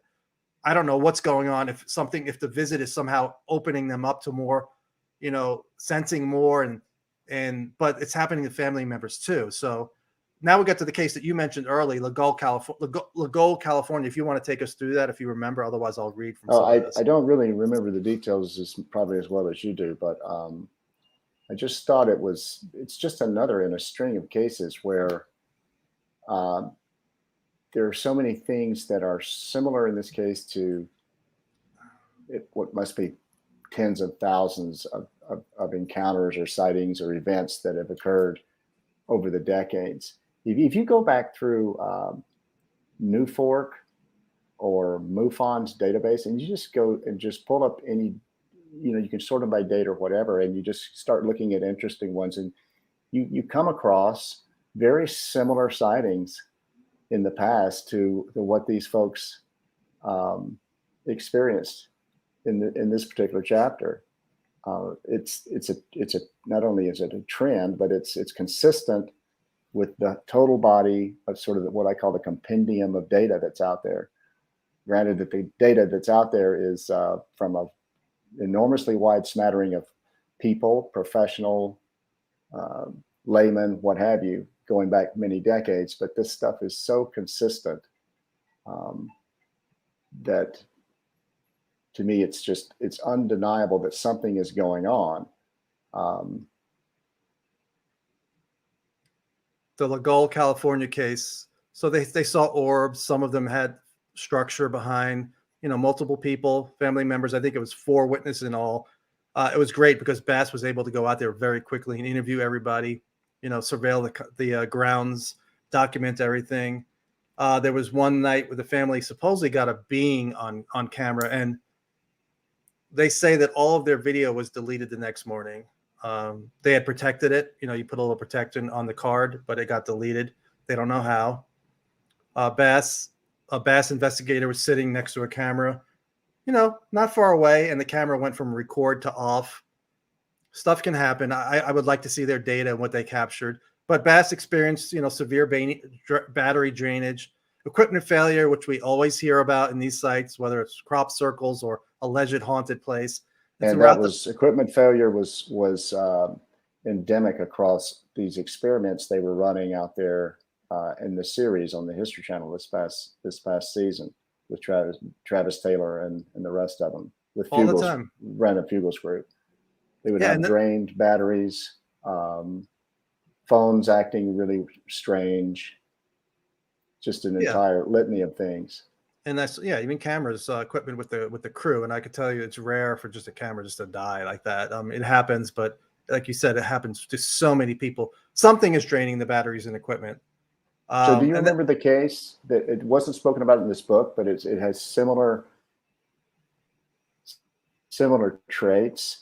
This defense technical contractor a couple of years ago, the story came out and Robert Powell actually investigated it. where I they know were what you're up in, talking I want to about, say and it's one of my favorite cases, and I forgot. I can't find it again. yeah, I've got it somewhere. I can probably send it to you. But this guy was very highly technical, a defense contractor. I think he was an engineer, and he's on this hunting trip, and everybody has a cell phone. They have some quite capable, fairly expensive camera equipment with them. All the batteries are charged, and he's got a nice hunting rifle with a very high powered scope. And they see that barbell shaped UFO. And he's trying to get his cameras out to take photographs, but the batteries are drained, and he ends up having to rely solely on trying to calm everybody down, because I think half of the guys that were in the car with him, they were on a hunting trip. And these are guys that are used to being out in the woods.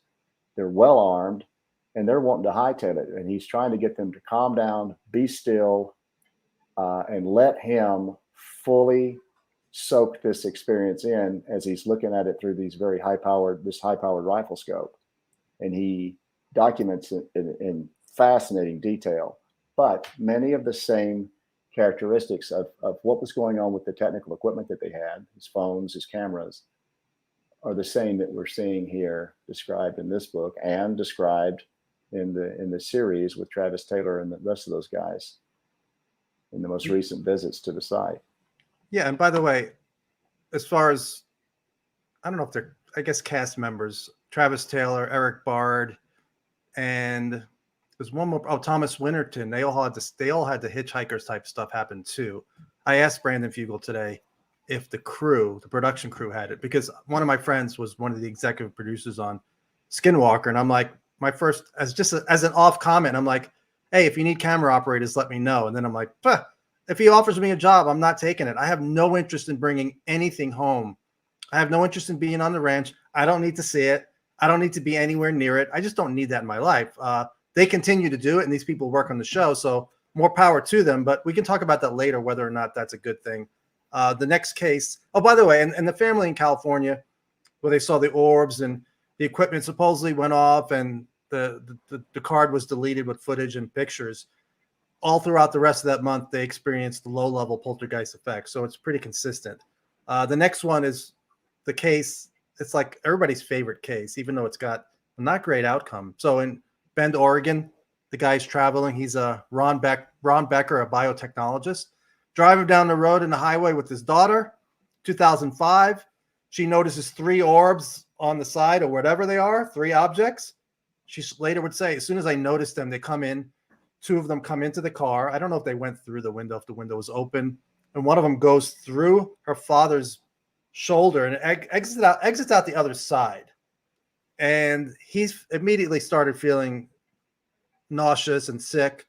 He has a dream, and in the dream that night, they say, we're going to fix this. And he wakes up the next morning, he feels better, but then he goes to work and he feels like garbage. He winds up getting a very rare form of cancer, and she goes back to Connecticut. That was in Oregon. She has 3 college friends she lives with. And once again, paranormal events are happening in her house. She sees dark, shadowy figures, heavy footsteps going up and down the stairs, bizarre poltergeist activity, and went on for 2 years in her Connecticut house after her dad had the experience. And that's the first case, I think, where they talk about somebody getting injured. So, and it's not at Skinwalker Ranch, because I was talking online the other day. I'm like, do you think we should even have people go to Skinwalker Ranch because they talk about it as an infectious agent? You go there or wherever, you pick up a hitchhiker, you go home, and then you spread it to your family and maybe the neighborhood too.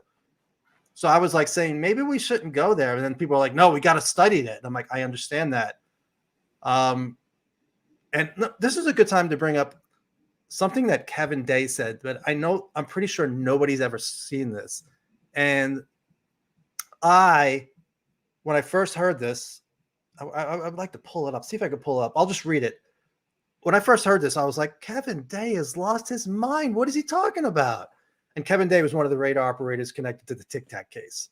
So he says, and Keith Basterfield saved this comment on Facebook. Kevin Day says, The aliens have a good damn reason for not contacting us. They are afraid of us, afraid of what would happen. Why? Because the last time they interacted with mankind, the result was a solar system-wide catastrophe.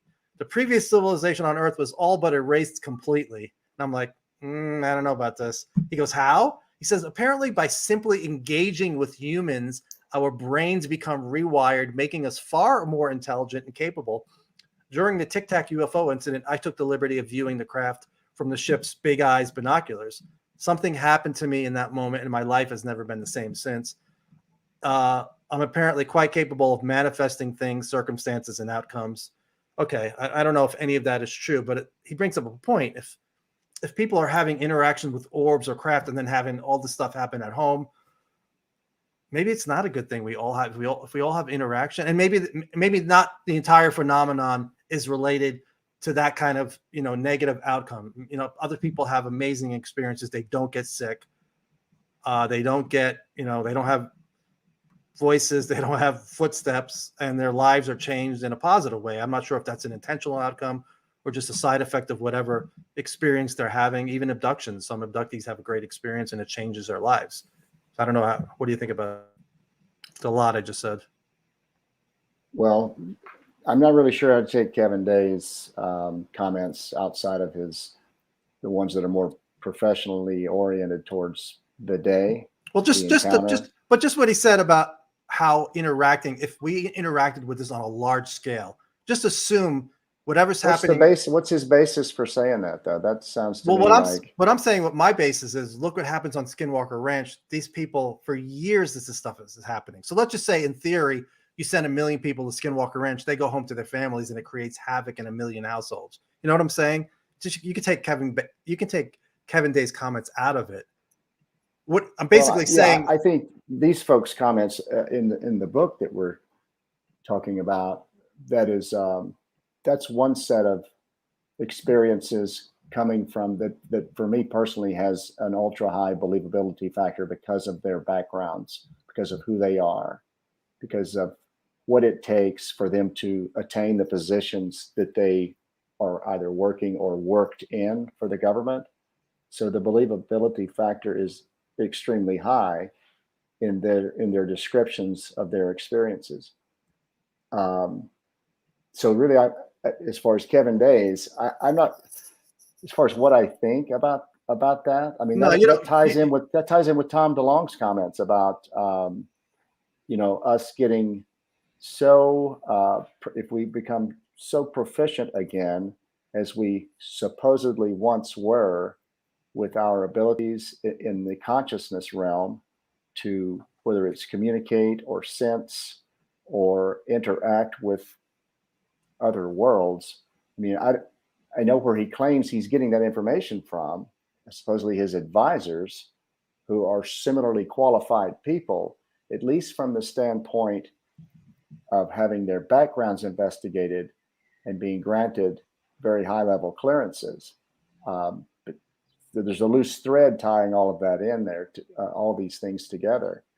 As far as our interacting with this phenomenon and the danger it brings, to me, it seems that not only from this book, but others, something is very clearly going on. Is it a warning, or is it an enticement? Is it an invitation? Is it designed to pique curiosity for us to try to continue to peel back layers of the onion?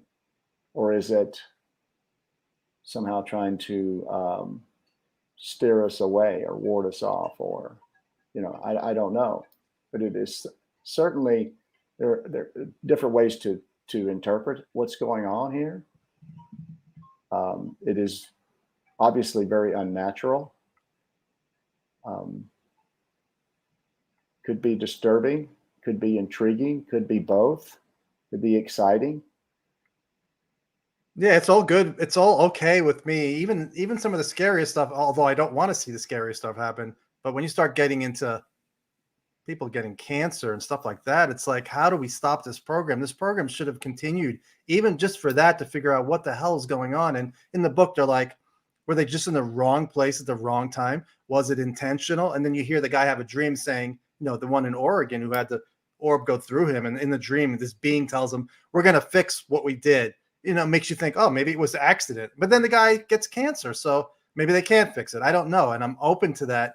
I don't think it was just, I think it was intentional entering the car. You would think, and obviously I'm trying to think of what an orb is thinking, which is ridiculous. But it's like, if they're entering at this point, you would think they know their technology. If we have close contact, it's going to cause, it's radiation effects. It seems like not everything is like that, but we have the blue orbs, and the blue orbs are almost always negative. The 3 dogs at Skinwalker, the story goes, three orbs with Terry and Gwen Sherman.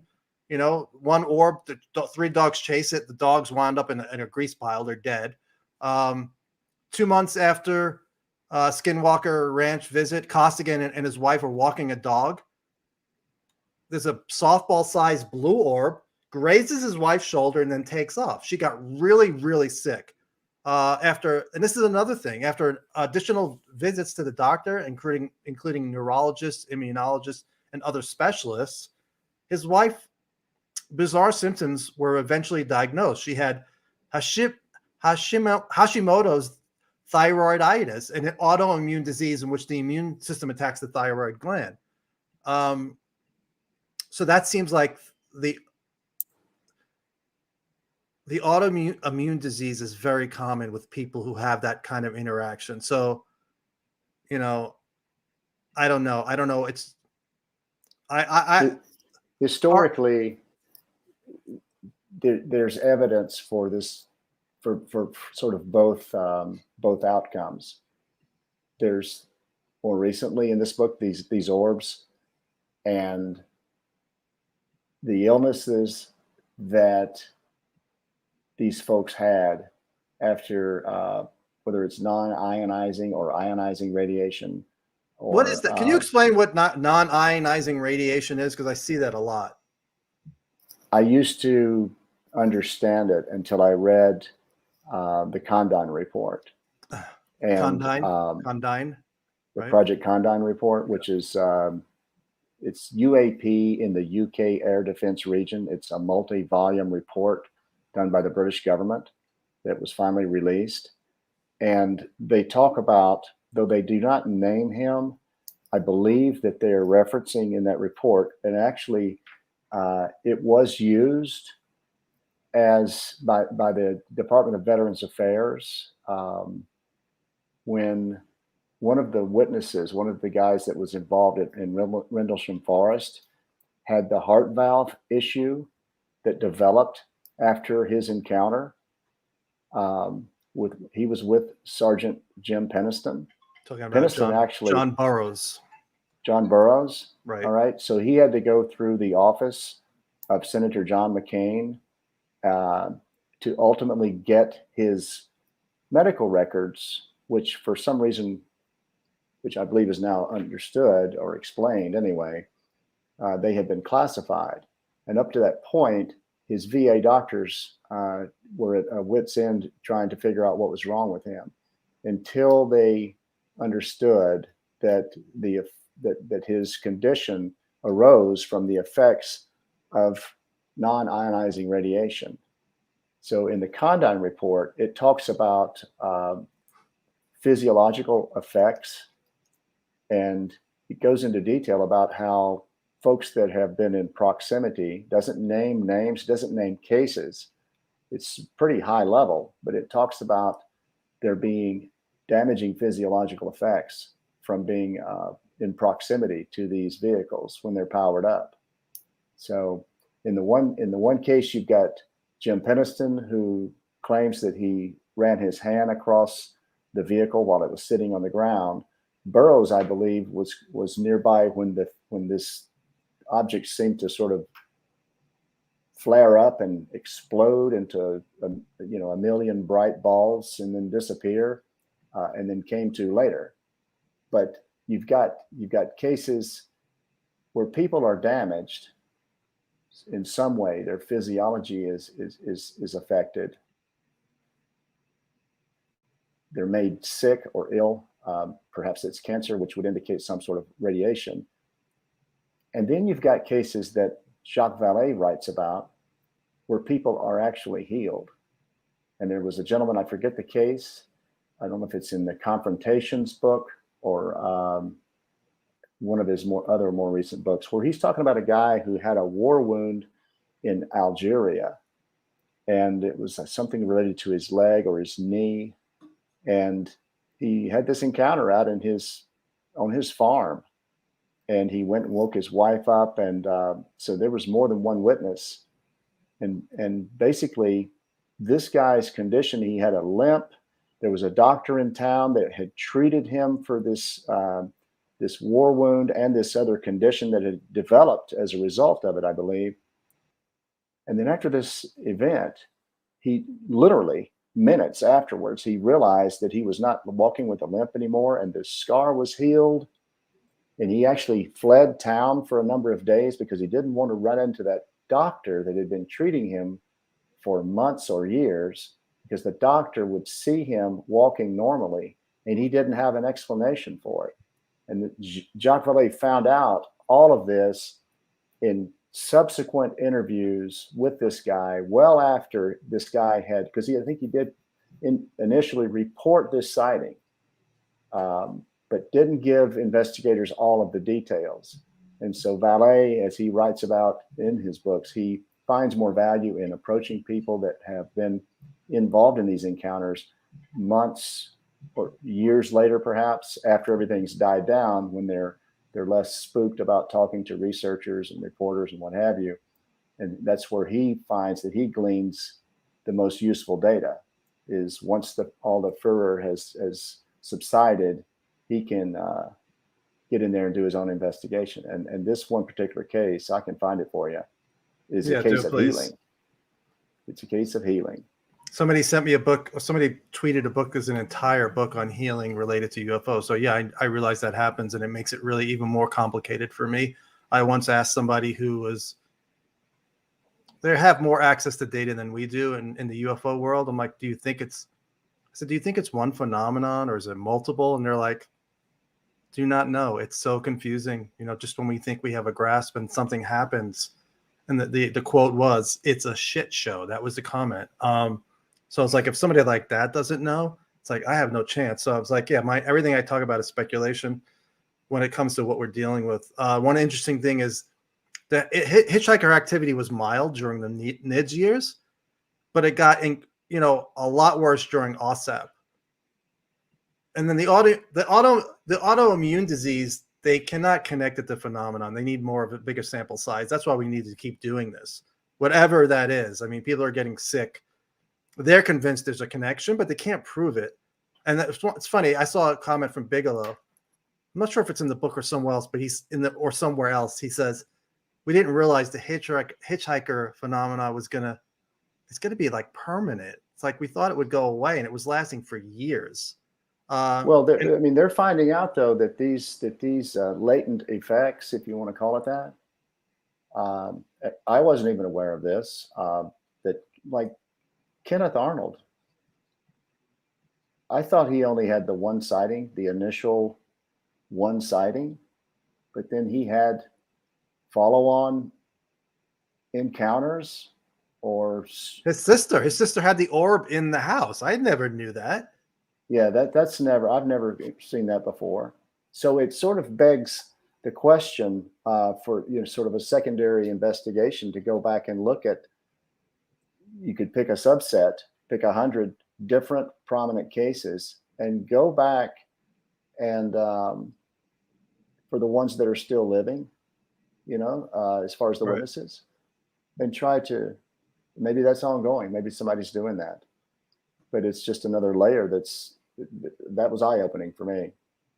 Me too. I had never heard that. Another great. This one's a little harder to prove a connection, but 2011, Suzanna Ash. She's sitting next to Lacatski in a cubicle during the OSAP years. It was actually after OSAP had basically ended because of funding issues, and it was the night before Lacatski gave this really impassioned briefing at Department of Homeland Security, which is one of my favorite parts of the book. They said in the beginning he really didn't have time to go through all of the data. And then before he gave his briefing to DHS, he went through everything. So he was prepared and he threw everything at them, all the data. And the night before, this woman, before that happened, she's sitting next to him and she's like, my brother had all of this activity. So it wasn't her. She went home. Her brother had all this activity he never had before. You know, it's like UAPs outside. Aerial photos of his house were sent to his mobile phone from unknown numbers. His pet, this one's hard to believe, but his pet dog once disappeared through multiple locked doors while Eddie slept, only to be found in the morning whimpering outside. In the book says, could Lacatski have transmitted something to Suzanna Ash, who subsequently passed it to her brother? It's like, I know that's a stretch, but apparently that had never happened before. Back to the wolf. The upright wolf sighting. So his wife saw the wolf, his two kids saw the wolf, and then I think it was a few years later, the kids at school and one of the kids' schoolmates say, hey, I looked out my bedroom window last night and I saw a wolf-like creature standing outside my bedroom looking in at me. Another friend of his saw blue lights flying around his backyard. So it's like,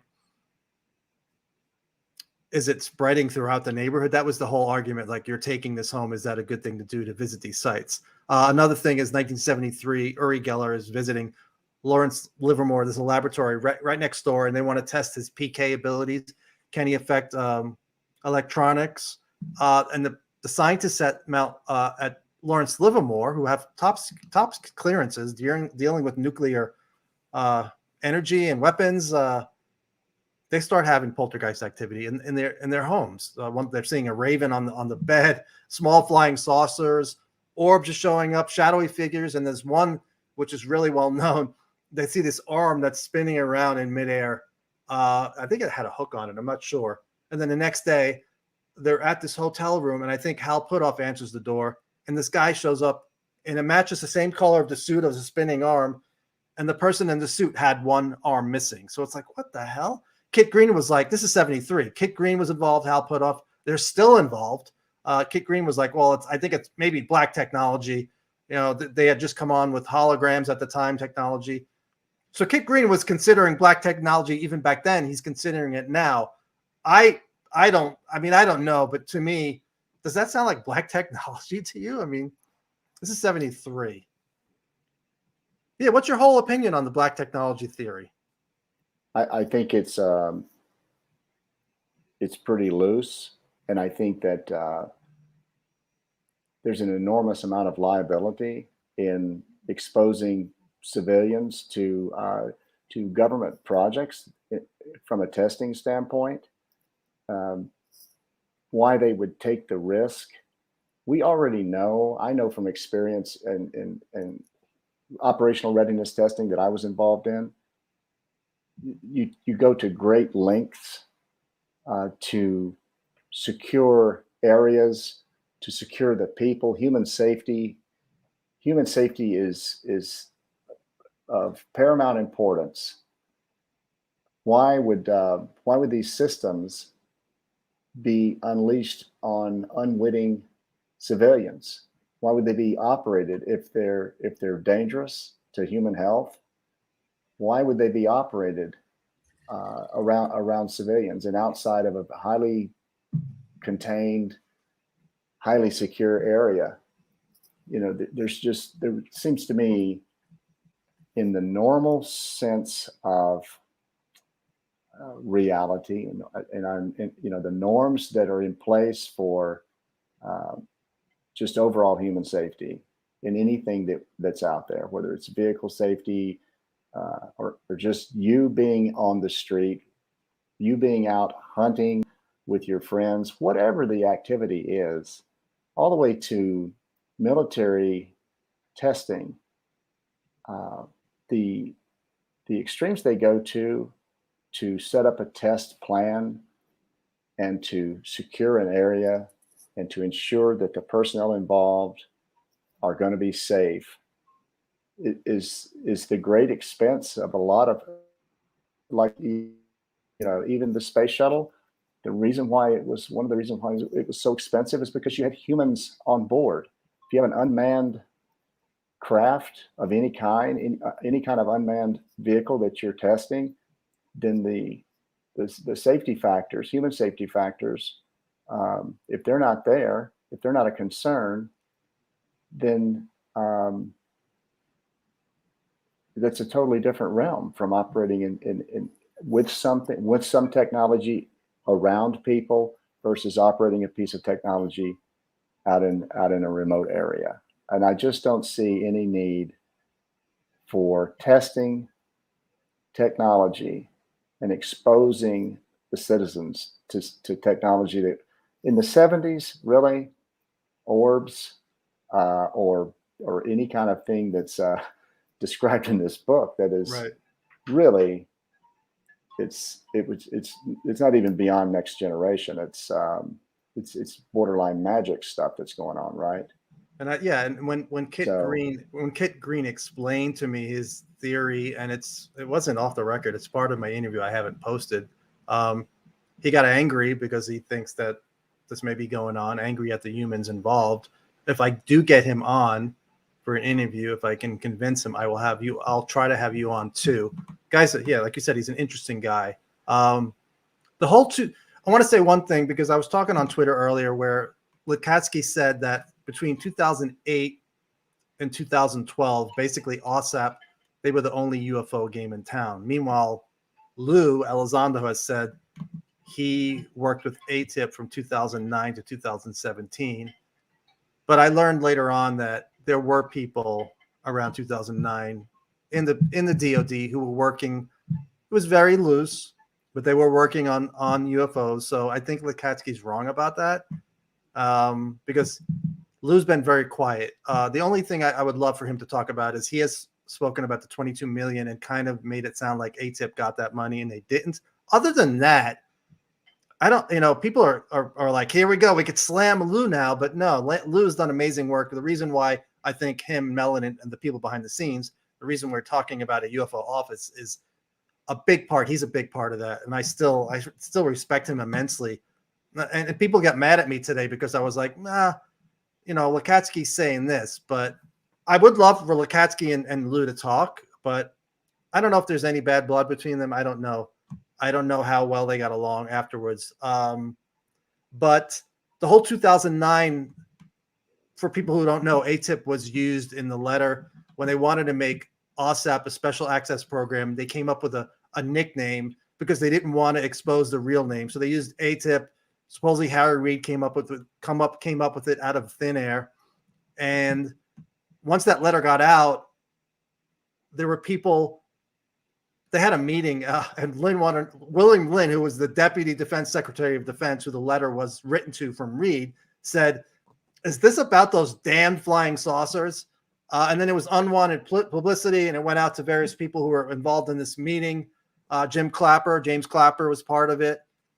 I forget his exact title. If he was Undersecretary of Defense, I'm not sure. Pretty big name. But in less than an hour, that meeting was broken up. And I never knew that. That decision to go for SAP was postponed.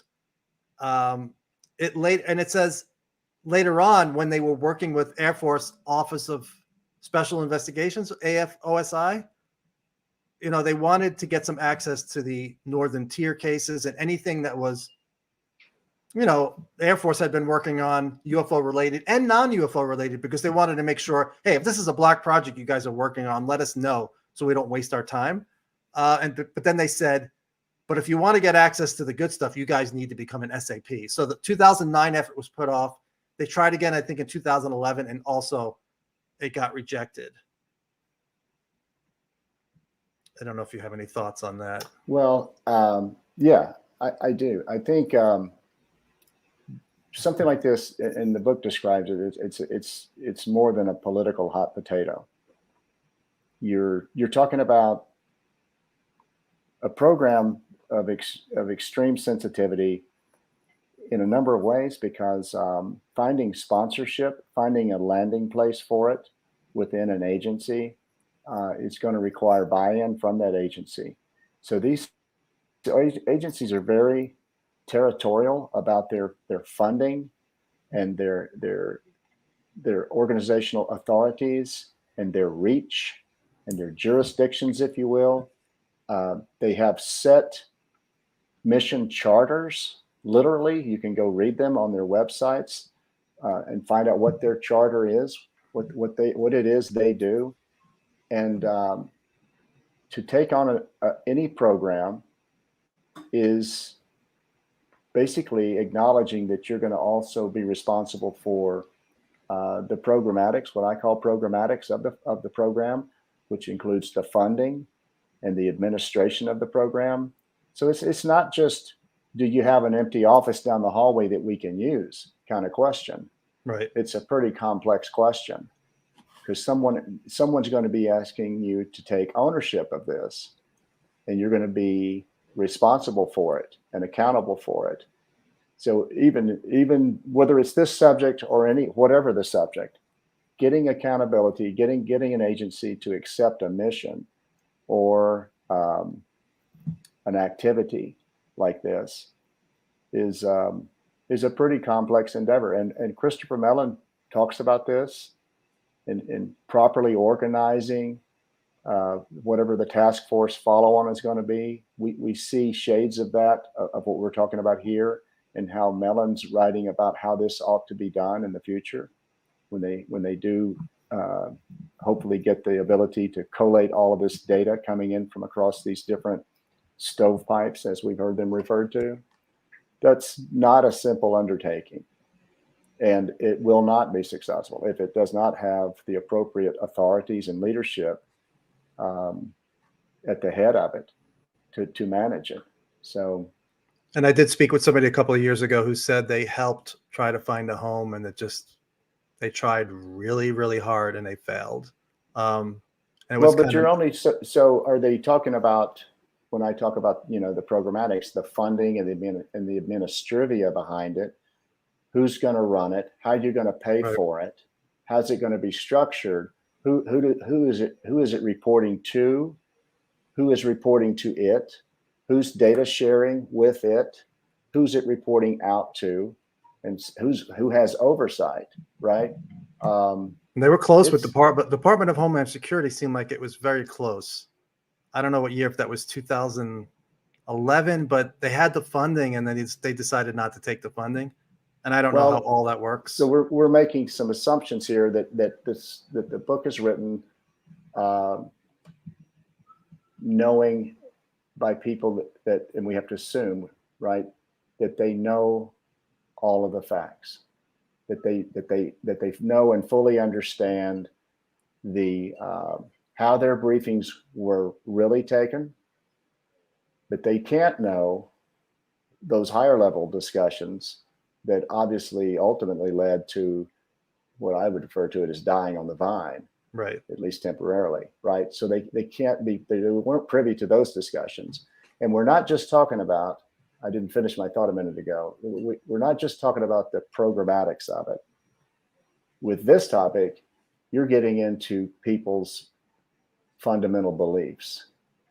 That doesn't occur when you're talking about who's going to take on a fighter program or a shipbuilding program or a submarine program or a satellite program.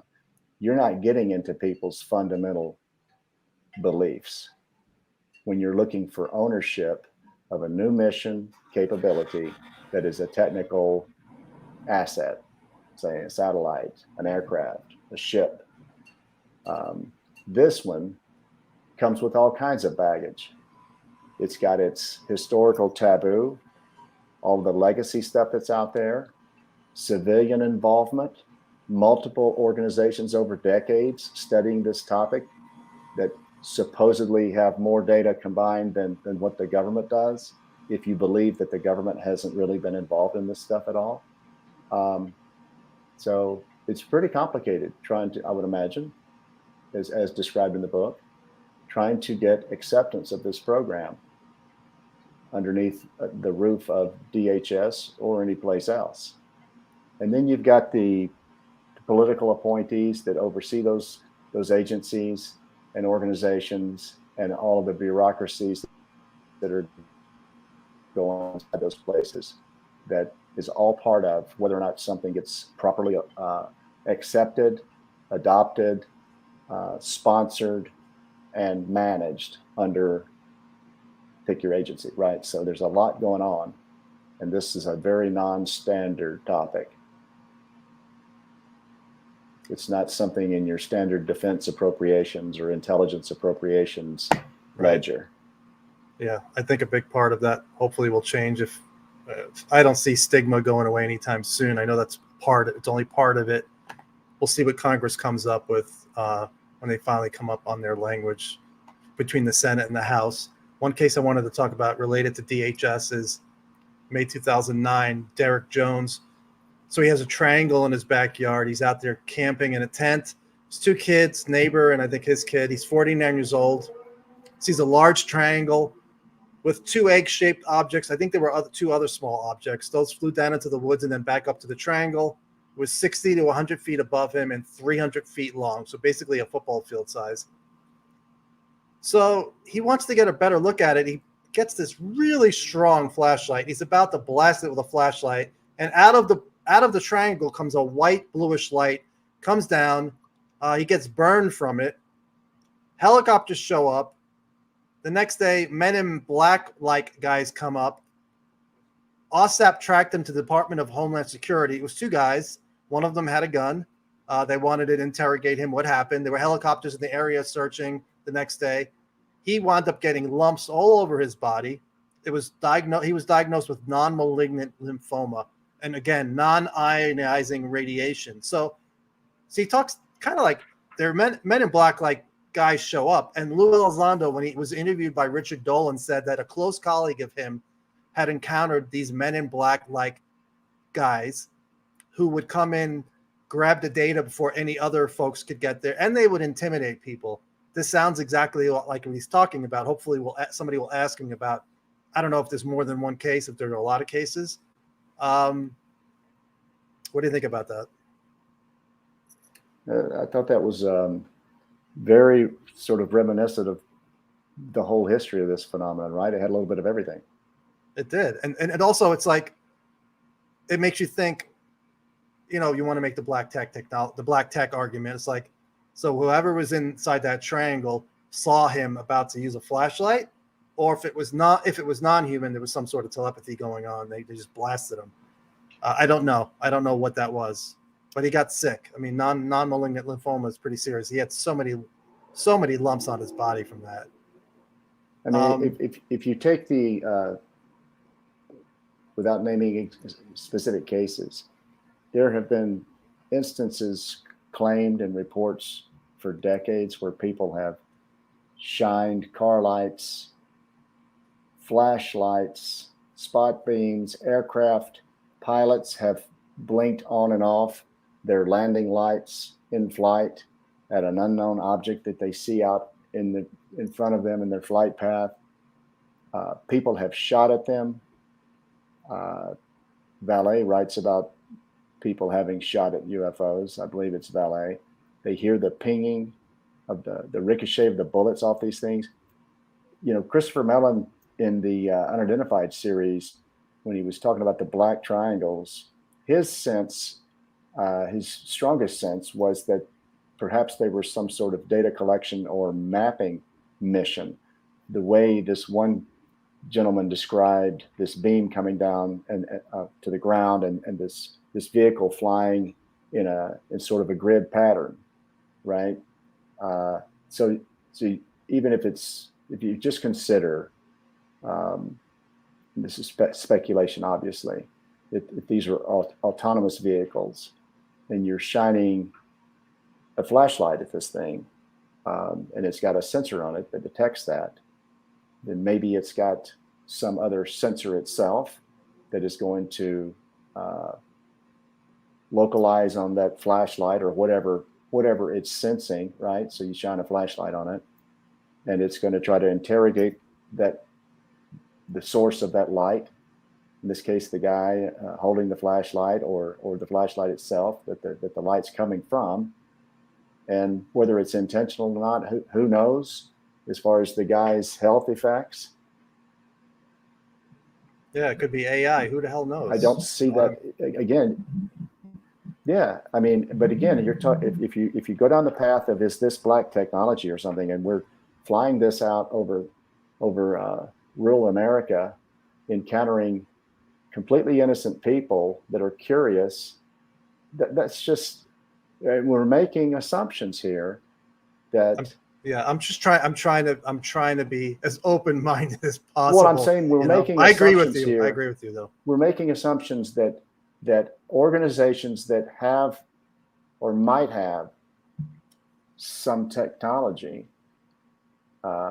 that's black, or whether it's the Air Force testing some sort of a helicopter or an aircraft, whatever it is, you're making an assumption that they're trying to harm no living thing, right? I mean, that they're trying to, and so then that takes you back to why would they be testing something or using it operationally?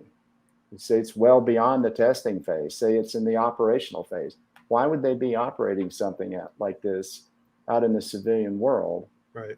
Putting people at risk? It doesn't add up, but we're making assumptions that they're following the guidelines, rules, and norms that you would expect them to be following if this were a piece of government technology being tested by a government program. The assumption is it would be tested in a vast test area suitable for those tests, not out in the open and harming the public. That's an assumption we're making. So if you start violating those assumptions to the extent that you're really seeing a lot of people being harmed over vast numbers of cases. And to me, it points to it's not the government, right? Because there's a certain amount of trust and faith in your government, right? That they're there to protect and defend and not harm us. And DHS DHS may have just shown up because they wanted to know what the heck that was. They had no idea. And the other argument would be, well, and I'm not sure if Kit Green would say this, but it's not our government. It's something operating outside of the Constitution. It's it's a separate group. But once again, it's like that's total speculation. I have not seen any evidence for that. I don't know. But folks who have questions, if you have questions, get them ready because I'm running out of material that I have taken notes on. One of the most exciting things for me in the book talked about, it said hidden within the voluminous OSAP BAASS reports delivered to DIA, which is a list in Appendix 1 of all the reports, not the actual report, just the titles, was a small gem that detailed the design, component selection, manufacture, and assembly of a prototype for a fully autonomous UAP surveillance program that could be trucked to a location and left to gather data.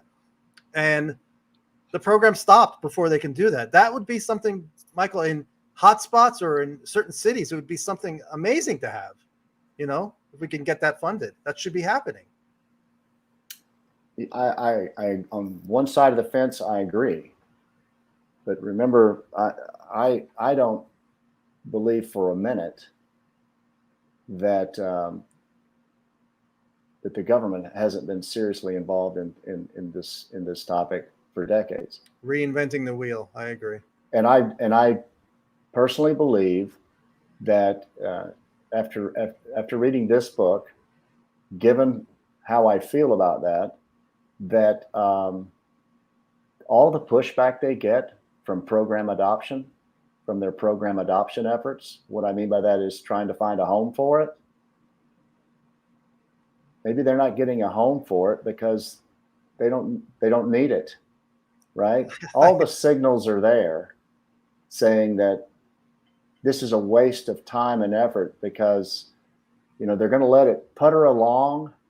They might have let OSEP putter along and ATIP putter along. But in reality, do we really think that after decades of these things, this phenomena, just taking our sensitive facilities as an example, after decades of sightings and interaction with these vehicles around our most sensitive Department of Energy and DoD sites, particularly the nuclear missile installations.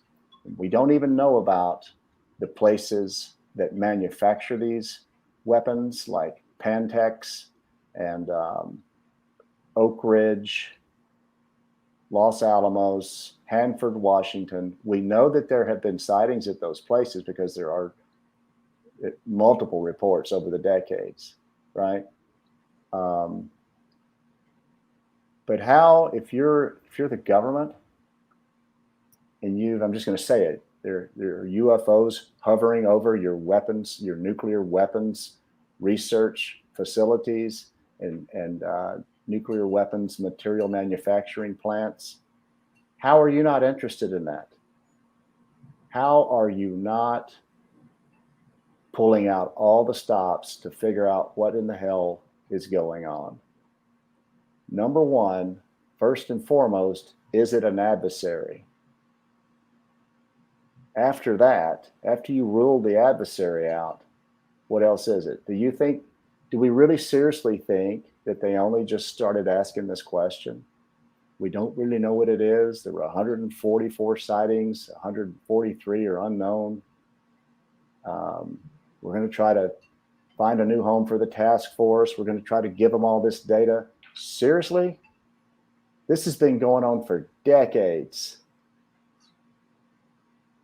You're not going to convince me for a minute that we haven't been very seriously involved in this stuff at some level, in the most secret, restricted, protected way possible. Because there's something about it that if it was so simple, they would have told us some aspects more than what they told us about it. And at their days, most days I agree exactly what you're saying. Other days I delude myself in pretending that they don't know, and all this effort is something that needs to be done so we can learn. But yeah, in reality, my opinion, we don't need it. We know a lot. I don't know. I don't know if a new effort could take us beyond what they already know. I don't know, with more, advanced technology from what they have stored in their data from the old years and whatever. If they're still doing it up until now, then no.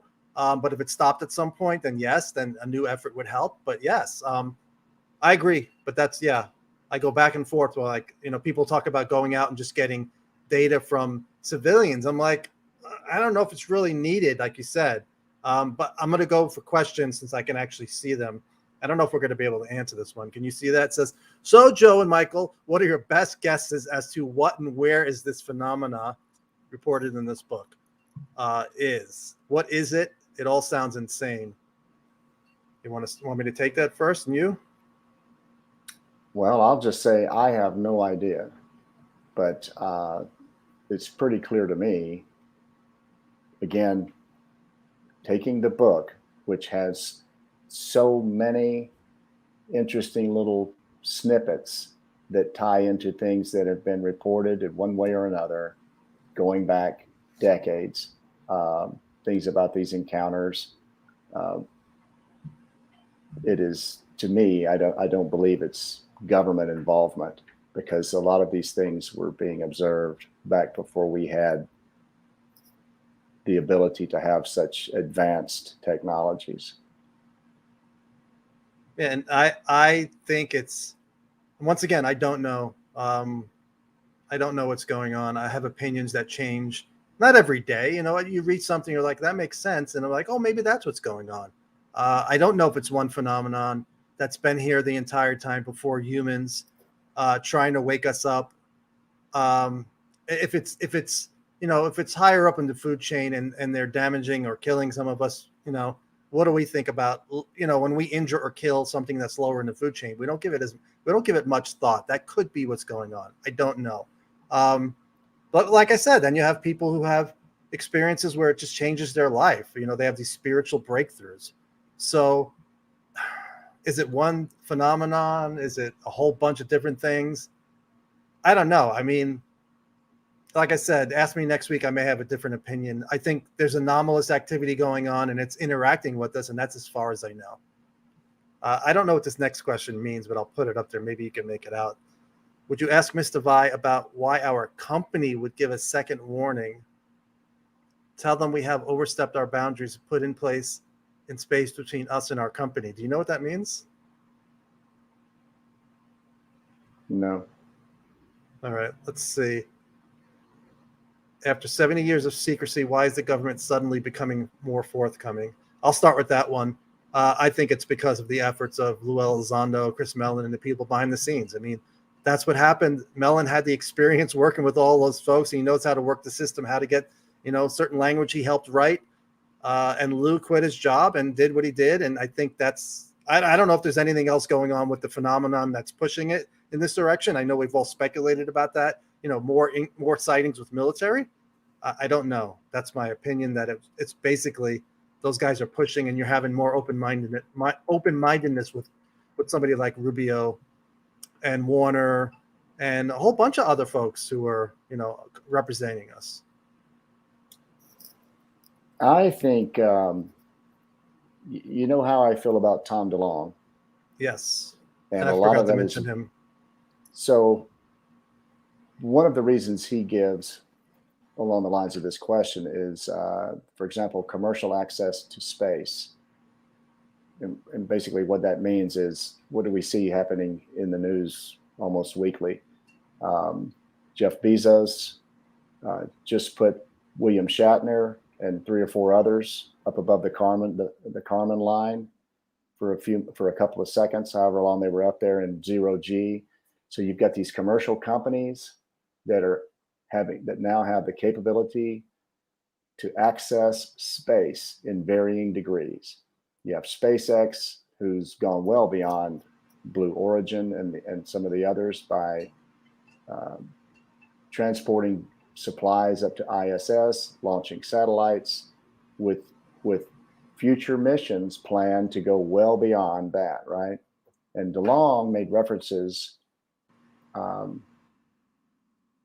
before I say a lot more about what DeLonge has said, remember, I remember, and I would ask others to look into it if they haven't, back in the 2015, 2016 timeframe, when DeLonge was talking about his advisors. And then if you follow even just the latest revelations in the book from Ross Coulthart, where he also looked into DeLonge and DeLonge's revelations and the connectivity between DeLonge and very highly placed government agency heads, organization heads, military guys, generals, admirals, and so forth, people that he claims are his advisors. Things that, as Coulthart pointed out, were leaked through the WikiLeaks series of leaks from the from the DNC hack, right? Right. So we know these communications were taking place. So there's a body of evidence that shows that DeLonge has a believable basis for saying some of the things that he said. All right. And so he has said that one of the reasons why the government is being more open about this now is because of things like commercial access to space. We are now going to not be solely reliant upon what the government tells us about what's in space, what's orbiting around the Earth, what's on the moon, what's on Mars and beyond, because we're going to now have commercial companies that in the coming years or decades are going to be venturing out and doing things in these environments that might, see things that heretofore have only been sort of legend, an obelisk on the moon, and structures on Mars, things that have been reported that so far maybe only the government has the technical capability to have pictures of, right, or have sensor data on.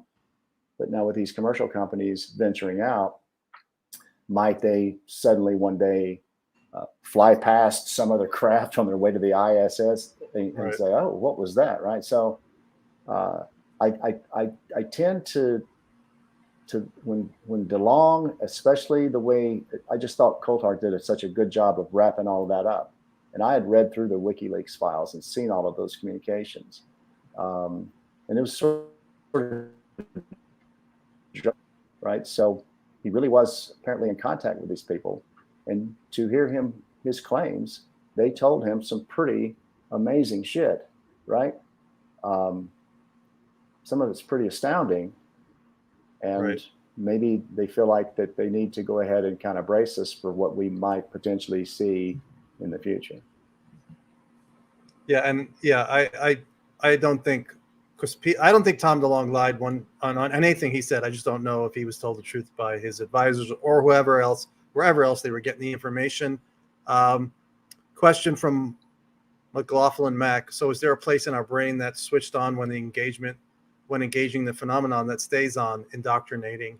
I mean, Gary Nolan has done work on that with the caught at Botanum, which is not exactly what he's talking about. I don't know if it's switched on, and I need to read that more because I don't understand. It's a bunch of, I don't know, it's like nerves that grow in certain people who are more gifted. I'm not sure if it's because of the phenomenon. They have not made that determination, but there's something going on there. I don't know have you read any of that or listened to Gary Nolan's interviews on that? Just a little bit. I mean, I know that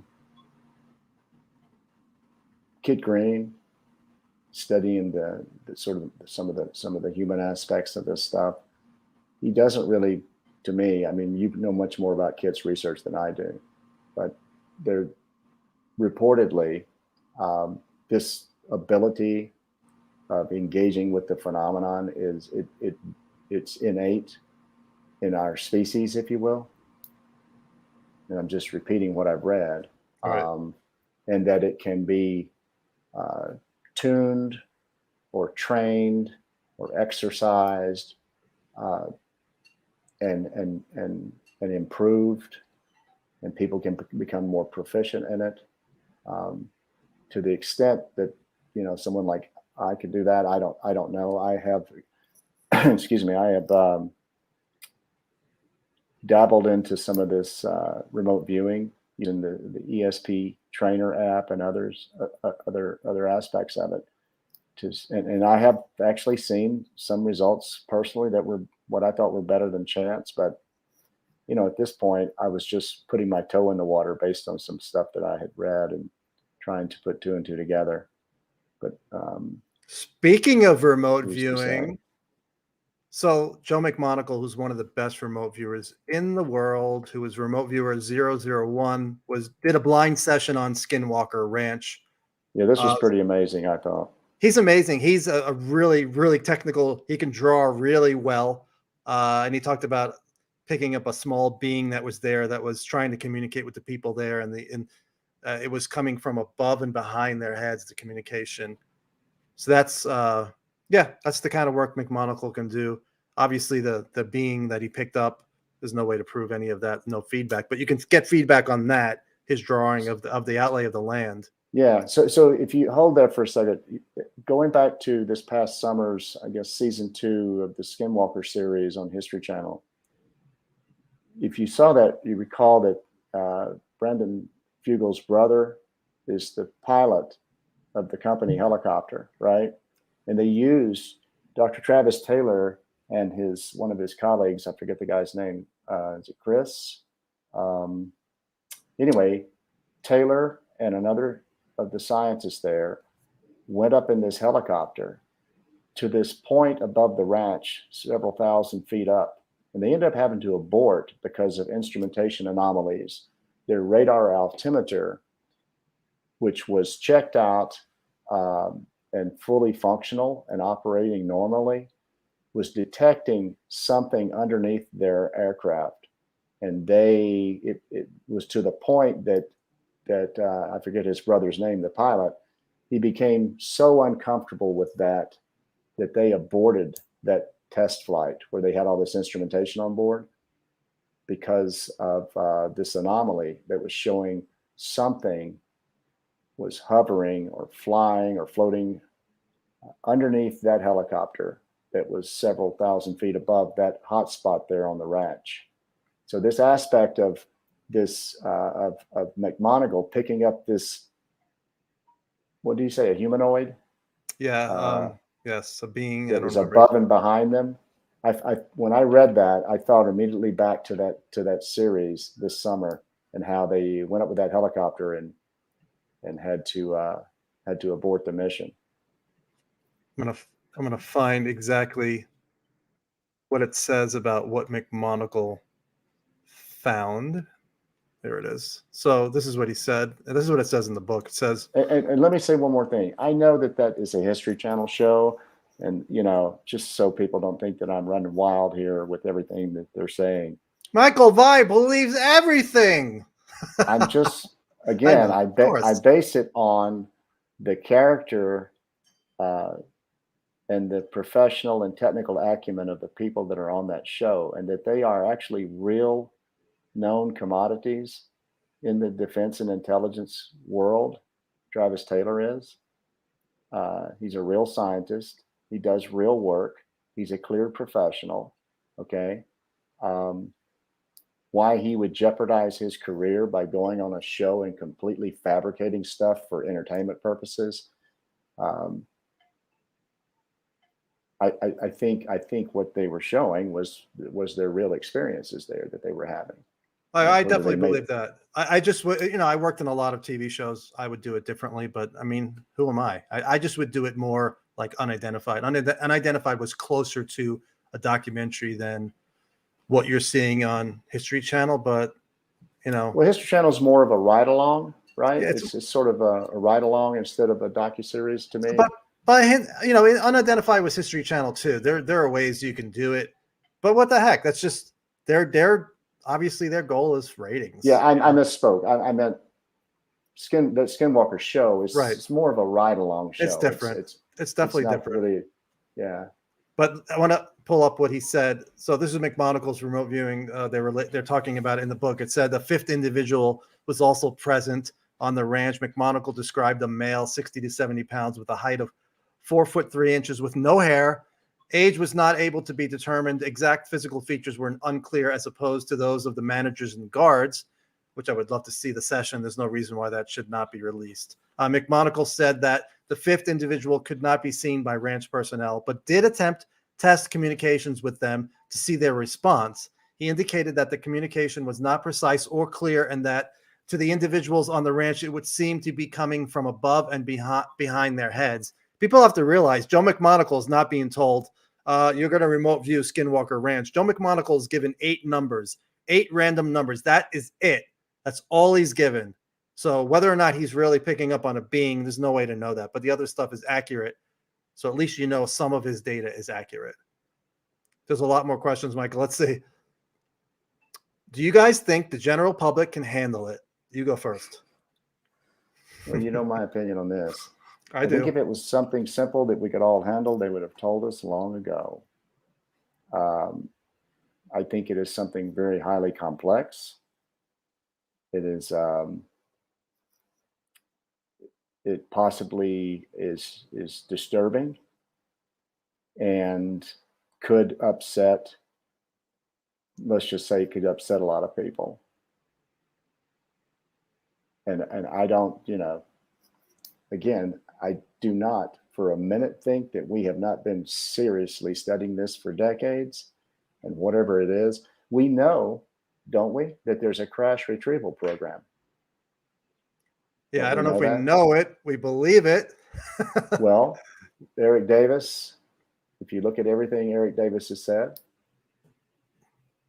No, yeah, I'm just careful using the no word. I mean, well, what I'm saying, so let me back up. Yeah. So we have a bona fide aerospace researcher who has been background investigated and has a top level security clearance with the United States government. We know he works for Aerospace Corporation. He has as much as said that there is a program out there. Multiple programs, right. As a matter of fact.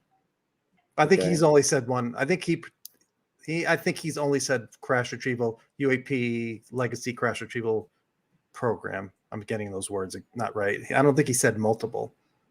Possible. I'm not remembering. Different compartments of one program. Right. Is what I'm trying to say. But he has alluded to this. Okay. Why would a man of his credentials do that? Why would he tell an untruth about something so significant? Why would he do that? And the only argument I've heard is, well, we're trying to fool the Russians and Chinese into thinking we have that, so they'll spend money trying to chase that. That's the only argument I've heard. Do I think Eric Davis is how lying? do you explain? No, I don't. Okay, then if that's the case, if it's just a cover, then how do you explain the millions of people around the world, the tens of thousands of documented sightings? Are they all lying? Is every person that has ever submitted a sighting report, airline pilots, policemen, firemen, scientists, dentists, doctors, babysitters, teachers, husbands, fathers, shall I go on? All these people that are behind all these reports that have been coming in for all these decades, some that are in the press, some that you never hear about. Are they all lying? Was Hynek, Right. was all of that, was Blue Book, was the unexplained cases of Blue Book? Is that just fluff? And the people will There's say a to you, lot oh, of, Michael, yes, UFOs are real. We don't know what they are, but if they're coming all the way from Alpha Centauri, they're not going to crash. That's the other side argument again.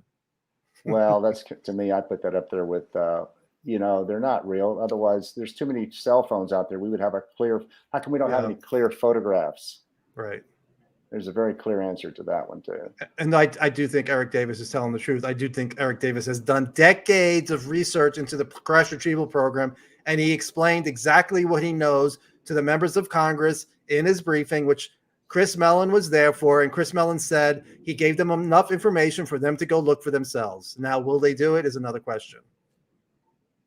Michael, well, if I was on that committee, if you were on that committee, oh, you know what I would do. You were being told these things, and you had the power of the purse and the power of your committee, I would take that would be about the most interesting thing somebody could ever come to Capitol Hill and tell me. Yeah, I would take I would take the defense, spur me into action. I would take the defense secretary and go, I think the defense secretary should have access to every special access program, right? I mean, and I got to take the president, but political appointees, right? So the access is probably, is it accessible? Right. With the hammer? Yeah, probably. But in generally day-to-day operations, probably not. If he suddenly had a need to know, if it was suddenly deemed that he had a need to know, would they brief him? Well, conceivable. Yeah, right. Sure. But day-to-day operations, why brief these people that are here today and could be fired tomorrow? They could have fired Lloyd Austin after the Afghanistan evacuation debacle, right? So you don't just give the keys to the kingdom to every political appointee the moment they walk into the office. Totally understandable. I mean, I don't like the secrecy of a crash retrieval program, but I understand it from their point of view, why you would not just give it to political appointees who are not going to be there, maybe. Question for you. Is Michael aware of special research on possible UAP technology at the Air Force Research Lab at Wright-Patterson Air Force Base? I'm not aware, and I would dare say that if I was, I wouldn't certainly be able to say so. The only thing I've heard is the guy, Nat Kobitz, who said Ross Coulthart interviewed and said he went out to Wright-Pat and saw material. He couldn't explain how it was manufactured. He thought it was at the atomic level.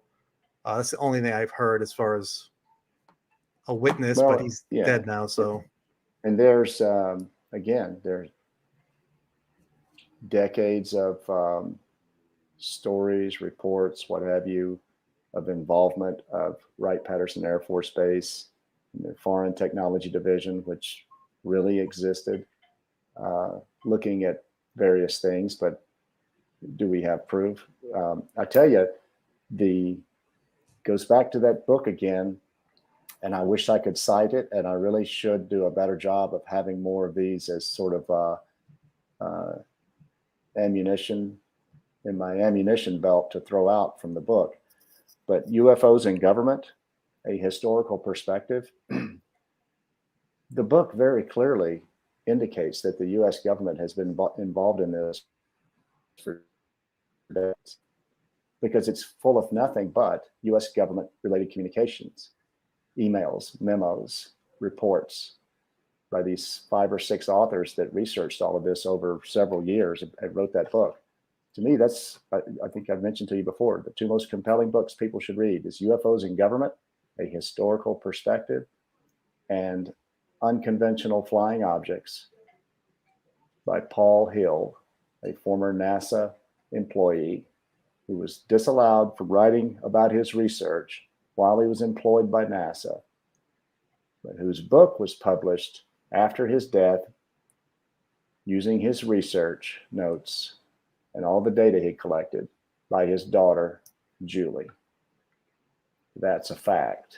I wish we had a book report on that. That's a nice jab. I'm almost done.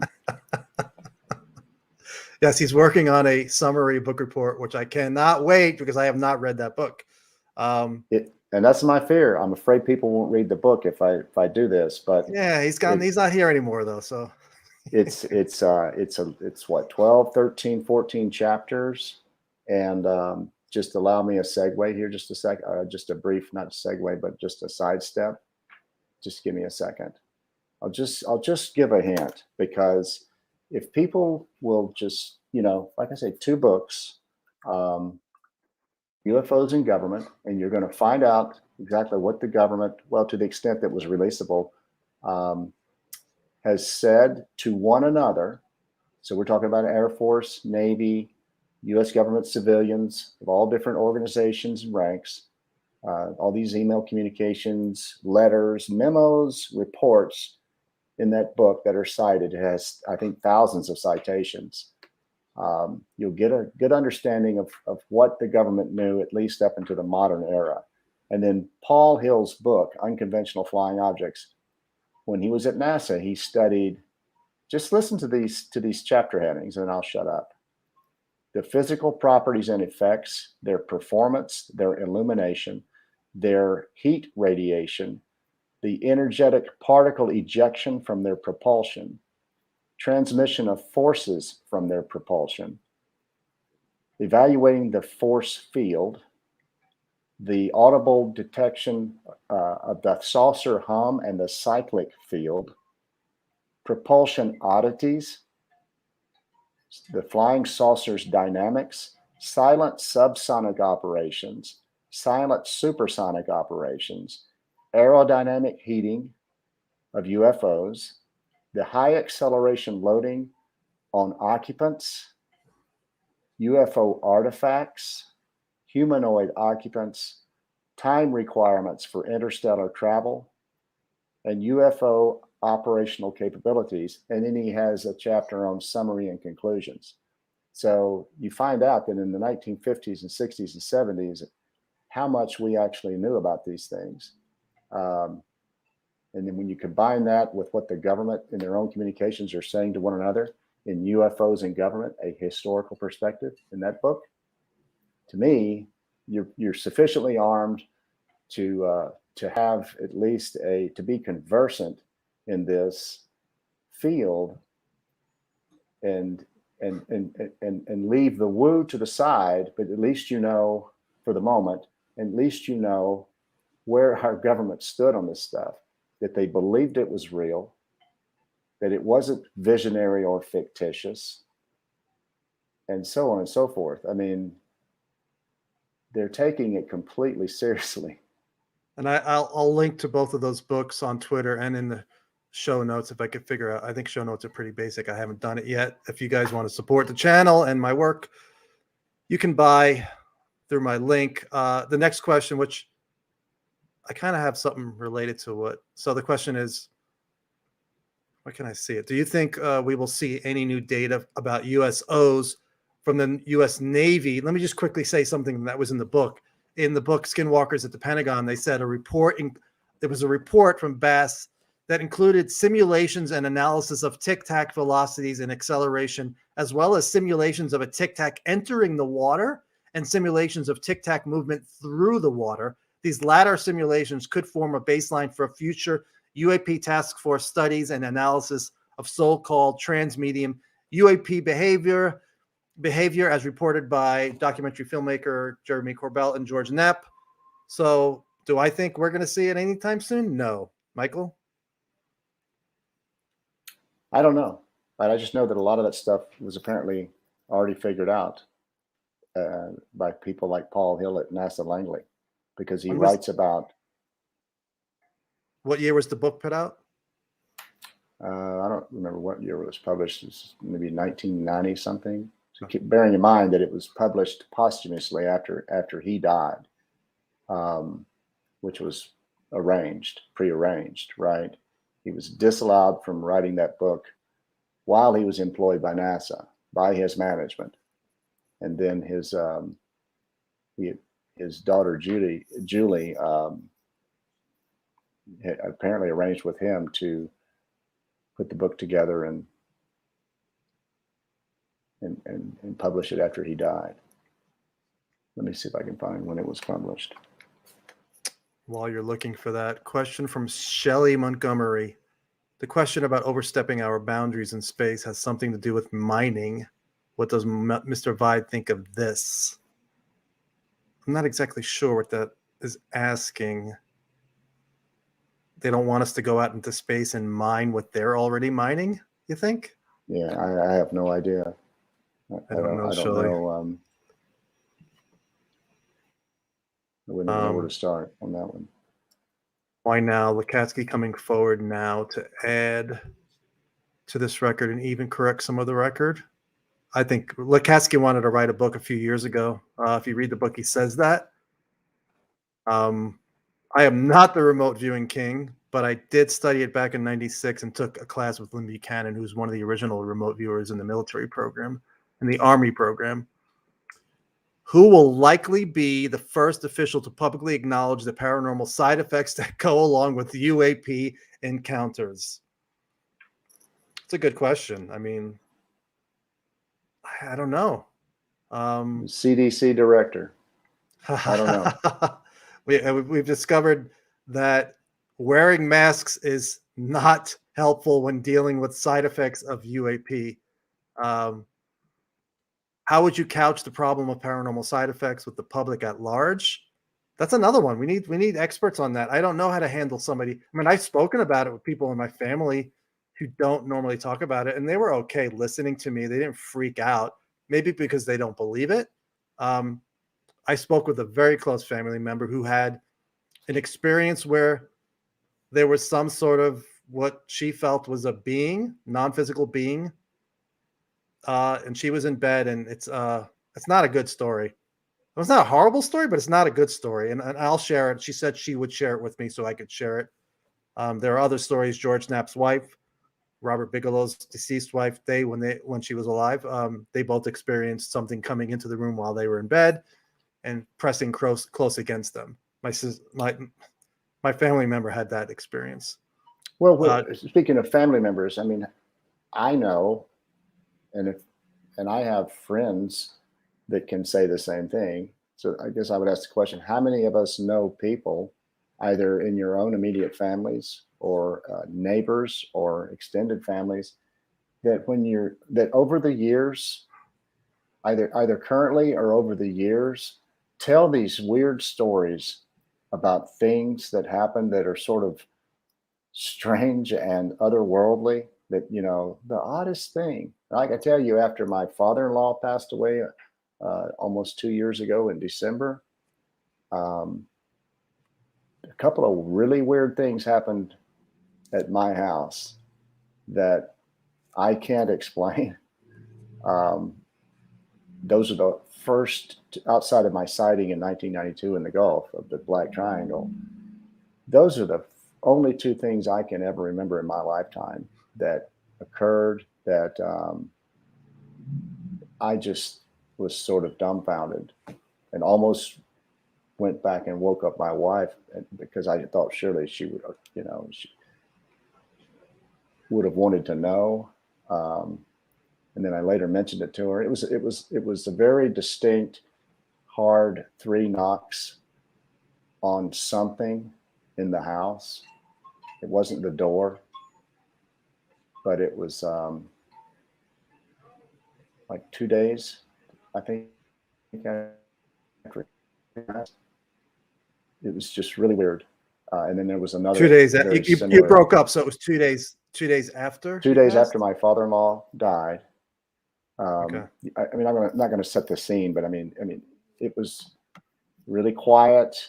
He had just died 2 days. We just buried him 2 days before, and there were 2 occasions of 3 distinct knocks, as distinct as me knocking on something solid like wood, something sturdy, a table, a door, except it wasn't the door, because I was looking. I looked up at the door after about the first knock, the front door, and it wasn't coming from the door. It was coming from somewhere in the house. My point is that I'm just one person. That's the only thing in my life really that's ever happened that's kind of strange. But I know other people that will tell you stories that, like, you won't believe. My grandmother told me that when she was a little girl, blah, blah, blah. Or Aunt Susie told me this. They still don't know what that, these weird things that just make absolutely no science on the surface, make no scientific sense, don't have any logic to them, are totally unexplainable. What is all of that about? Is that right? Is that part of something else that we're sort of scratching on the surface of here with this conversation? Yeah, I had a dream. I've told the story before. I was volunteering at a veterans hospital with people who were in palliative care, so they're gonna die. And the day I went in, one of the patients I was spending time with for months, there was no sign that he was sicker than normal. He was the same every day. Maybe some days worse than others. But the night before, I have this dream that he died. I go in. Before I get in, the nurse stops me. She's like, "I need to talk with you." And I'm like, "Frank died, right?" She's like, "How did you know?" So I'm like, "I had a dream last night." So it's like, and my friend is like, Nicole, who was in there earlier, she's like, "That's the phenomenon." I'm like, "Maybe. I don't know. I don't know. You're an experiencer." Some people consider that an experiencer. So I don't know. But there's a related question from Shelley Montgomery. She goes, "I have one last question. Please ask Mr. Vi, since your sighting, especially in the last 3 years, have you had any strange feelings that at certain times to go outside and look up?" Me, it wasn't a strange feeling. I was on my couch right here, and the dog was growling. I think it was dusk. It was just before it got dark out. So I go over to the screen door. It's like last year. And there's, I'd say, larger than a softball, dull white, I guess, orb. It went so fast. It was on the ground. It just went whoop, very fast. It was not a rabbit or anything like that. So I didn't get a sense of looking at it. I just had the dog give me the warning, and I went and looked. So that was mine. Other than that, nothing really that jumps out at me at right this moment. So this is kind of interesting question. 2 years ago, so I have a deck out back, and I spend a lot of time on the deck. During the days during okay weather, I work from home. I work out there with my laptop. At night, there's a TV out there. In the summertime, I watch baseball games. In the fall, I watch football games. I spend a lot of time on my deck. 2 years ago, I was on my deck, and I'm an only child. And several times a week, I talk to my dad on the phone. It's just a thing. It's sort of like, we're just really close friends, as well as being father-son. I'm talking to my dad, and I look up, and in the southeastern sky, I see this flashing light. At first, for about the first 5 minutes, I'd see the flash, and I would keep looking for it, and I'd see it again, and I was trying to center on it. I couldn't figure out exactly where I was seeing it. So cutting to the chase, this was a strobing light that flashed for 45 minutes, Jeez. every 9.2 seconds in the same spot. I came in, I have a really nice telescope my family got me 10 years ago for Christmas. I got the telescope out, I turned the laser on, I sighted this object, I kept timing it I timed it 10 times, took the average, and it was like every 9.2 seconds, it would flash, and it would, as bright as a strobe, but distant, so not like hurting the eyes or anything. It was white, and it would flash on quickly and then slowly fade out. 9.2 seconds later, the same thing, and this went on for 45 minutes. And before you say it was a helicopter or a balloon or an aircraft, if I take this telescope out and I sight the moon, Jupiter, Saturn, any planet, whatever, any star, it's not motorized. I have to physically, after a few minutes, I have to take it with my hands and adjust it, okay? Or that whatever's in the view is going to move out of the view because of the rotation of the Earth. Okay, I don't have a tracker on it. It's not an electronic tracking telescope. This light, I never moved the telescope for 45 minutes. It stayed centered. I couldn't tell what it was. It's not a satellite. If it was a geostationary, if it's a satellite, it's got to be moving at about 18,000 miles per hour. And if you've ever looked up and seen a satellite or the ISS, you know, it's going over at a pretty good clip. This thing never moved. I never adjusted the telescope. I have no idea what it was. I've Googled it. I've looked on Reddit. I've asked people. I have an aerospace background. No idea. It wasn't a satellite, wasn't a helicopter, wasn't an airplane, wasn't a balloon. If it was a balloon, it would have drifted away with the prevailing winds aloft. Whatever it was if it had a motor, it was high enough that you couldn't hear it. And it was able to stay precisely pinpointed for at least 45 minutes. And I go out there and look up for that a lot, trying to find it again. I don't know what it was. Next question. Thank you for sharing that, Michael. From Kelly. Why are we scared to talk about the woo part of the phenomenon? I think for me, I'm obviously not. But I think some people think it's going to chase away newbies or congressional members or whatever. I mean, one of the most disappointing things I've seen in the past few weeks is I watched an interview with Ross Coulthart on the theory of everything. And Ross, it's a great interview, both sides. And Ross said that he's hesitant now to say certain things on social media because people are coming at him hard. And it's like, are you kidding me? People on social media are coming at him hard because he's saying what people are telling him. Because Ross is like, I'm not saying I believe this. I'm telling you what my sources say. And now he's like, maybe I shouldn't even say that. I'm like, no, keep saying it. We know it's not a truth. It's not a given. You're just telling us what you were told. That's really disappointing. As far as the woo, I got into the woo back in '96. My first, when I first got into it was extreme woo. And then I backed off on it. And now I'm starting to go more in that direction, but I'm still careful. But as far as talking about it, I don't care. My first wife, she had so many experiences and she would only tell me real quick. We had one experience, which, we went to some lecture in somebody's house and she pulls me aside and she goes, I think this lady has a spirit guide, and her spirit guide is a Native American. And he's like ridiculously tall. And she's whispering this to me. She's like, she's not going to tell anybody else, even in a friendly environment like that. It was something metaphysical. She goes, the thing comes up to the ceiling. It's that tall.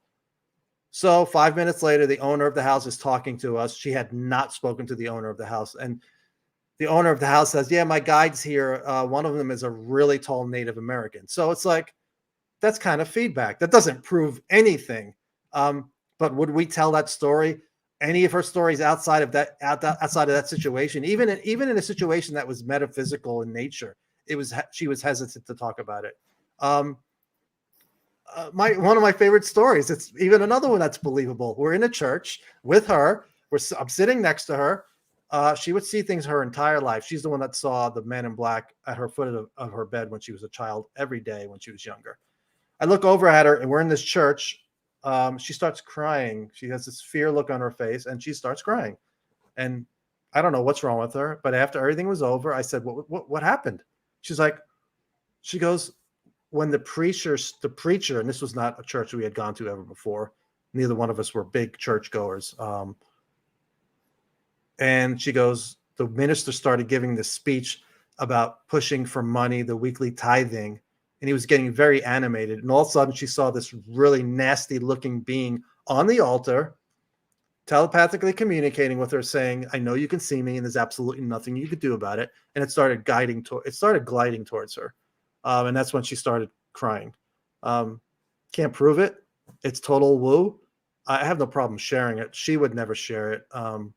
She might share it now, but back then she worked as a legislative aide to a city council person. So her credibility was important. What do you think about sharing woo? Why are people hesitant? I can only speak for myself. I'm pretty hesitant about it because I don't have anything other than volumes of documentation, reams of claims and reports that we can all go and access. That just, I need to look at as you know, I've said it many times, I look at the total weight of the available information, and there's just so much information out there that is all so similar in many respects that points to whether it's nuts and bolts or some of the more paranormal stuff that's supposedly going on. But because of my background, everything that I'm so backgrounded in factual basis, scientific and basically data analysis that is used to inform a decision to take whatever course of action. So you have to have this trail in the work that I've done and currently do that leads to your next action or your next decision. And so you have to have information to back it up. And I don't feel on firm ground when I'm talking about this kind of stuff because it's not my area of expertise. I don't spend as much time looking into it. Am I fascinated by it? Yeah, but it's still I don't know that I look at it as a risk. It's just that I don't have as much to substantiate whatever I might say, and I'm not comfortable. I'm not used to that. I'm kind of out of my element. Makes me uncomfortable. Am I open-minded enough to accept that it's going on or possibly going on? Sure. Until, show me proof that it is, or show me proof that it's not, is the way I kind of look at it. And it's kind of the way I look at it. And one of the rare things I think I'm good at is reading a room, whether or not I can talk about this stuff and how far. When I worked on Uber, I drove Uber for 2 years, for a month, 2 years ago. I did it for a month, and I had some great conversations with people in the car. You would not believe some of the stories. And it was usually the rides were like 15 minutes, anywhere from 15 minutes, 10 minutes to 45 minutes.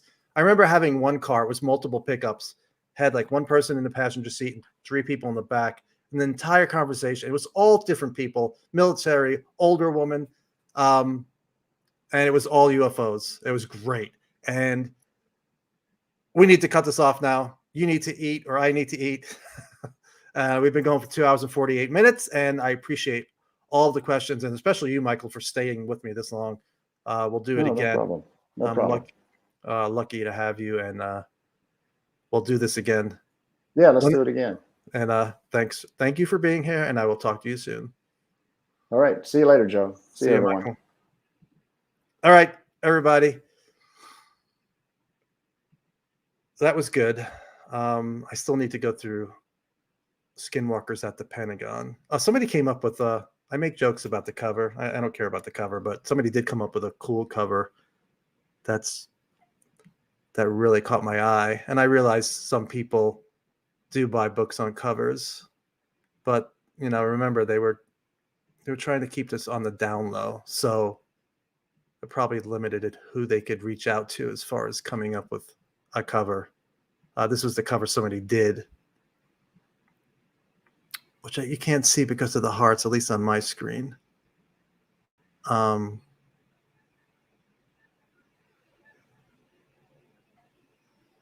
Nice cover.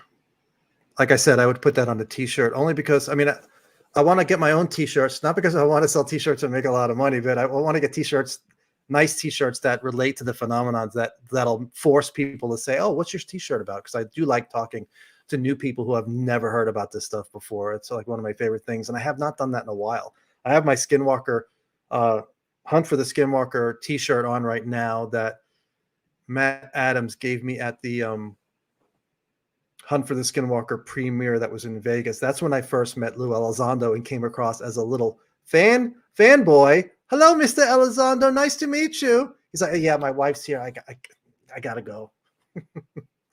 Anyway, all right. I think I am gonna go and call it a night. Thank you, everybody, for being here and for the questions. And I still need to do more on this book. There's so much in the book. There's so many details I can't get to. And I'll put up the links for those 2 books. Sounds like Unconventional Flying Saucers is a little technical. That's why I'm glad he's writing a review. But the other one I do have, I forget the name of it, but I'll link to it in the show notes. Yeah, guys, thank you. Thank you again. I will see you soon. Enjoy your night.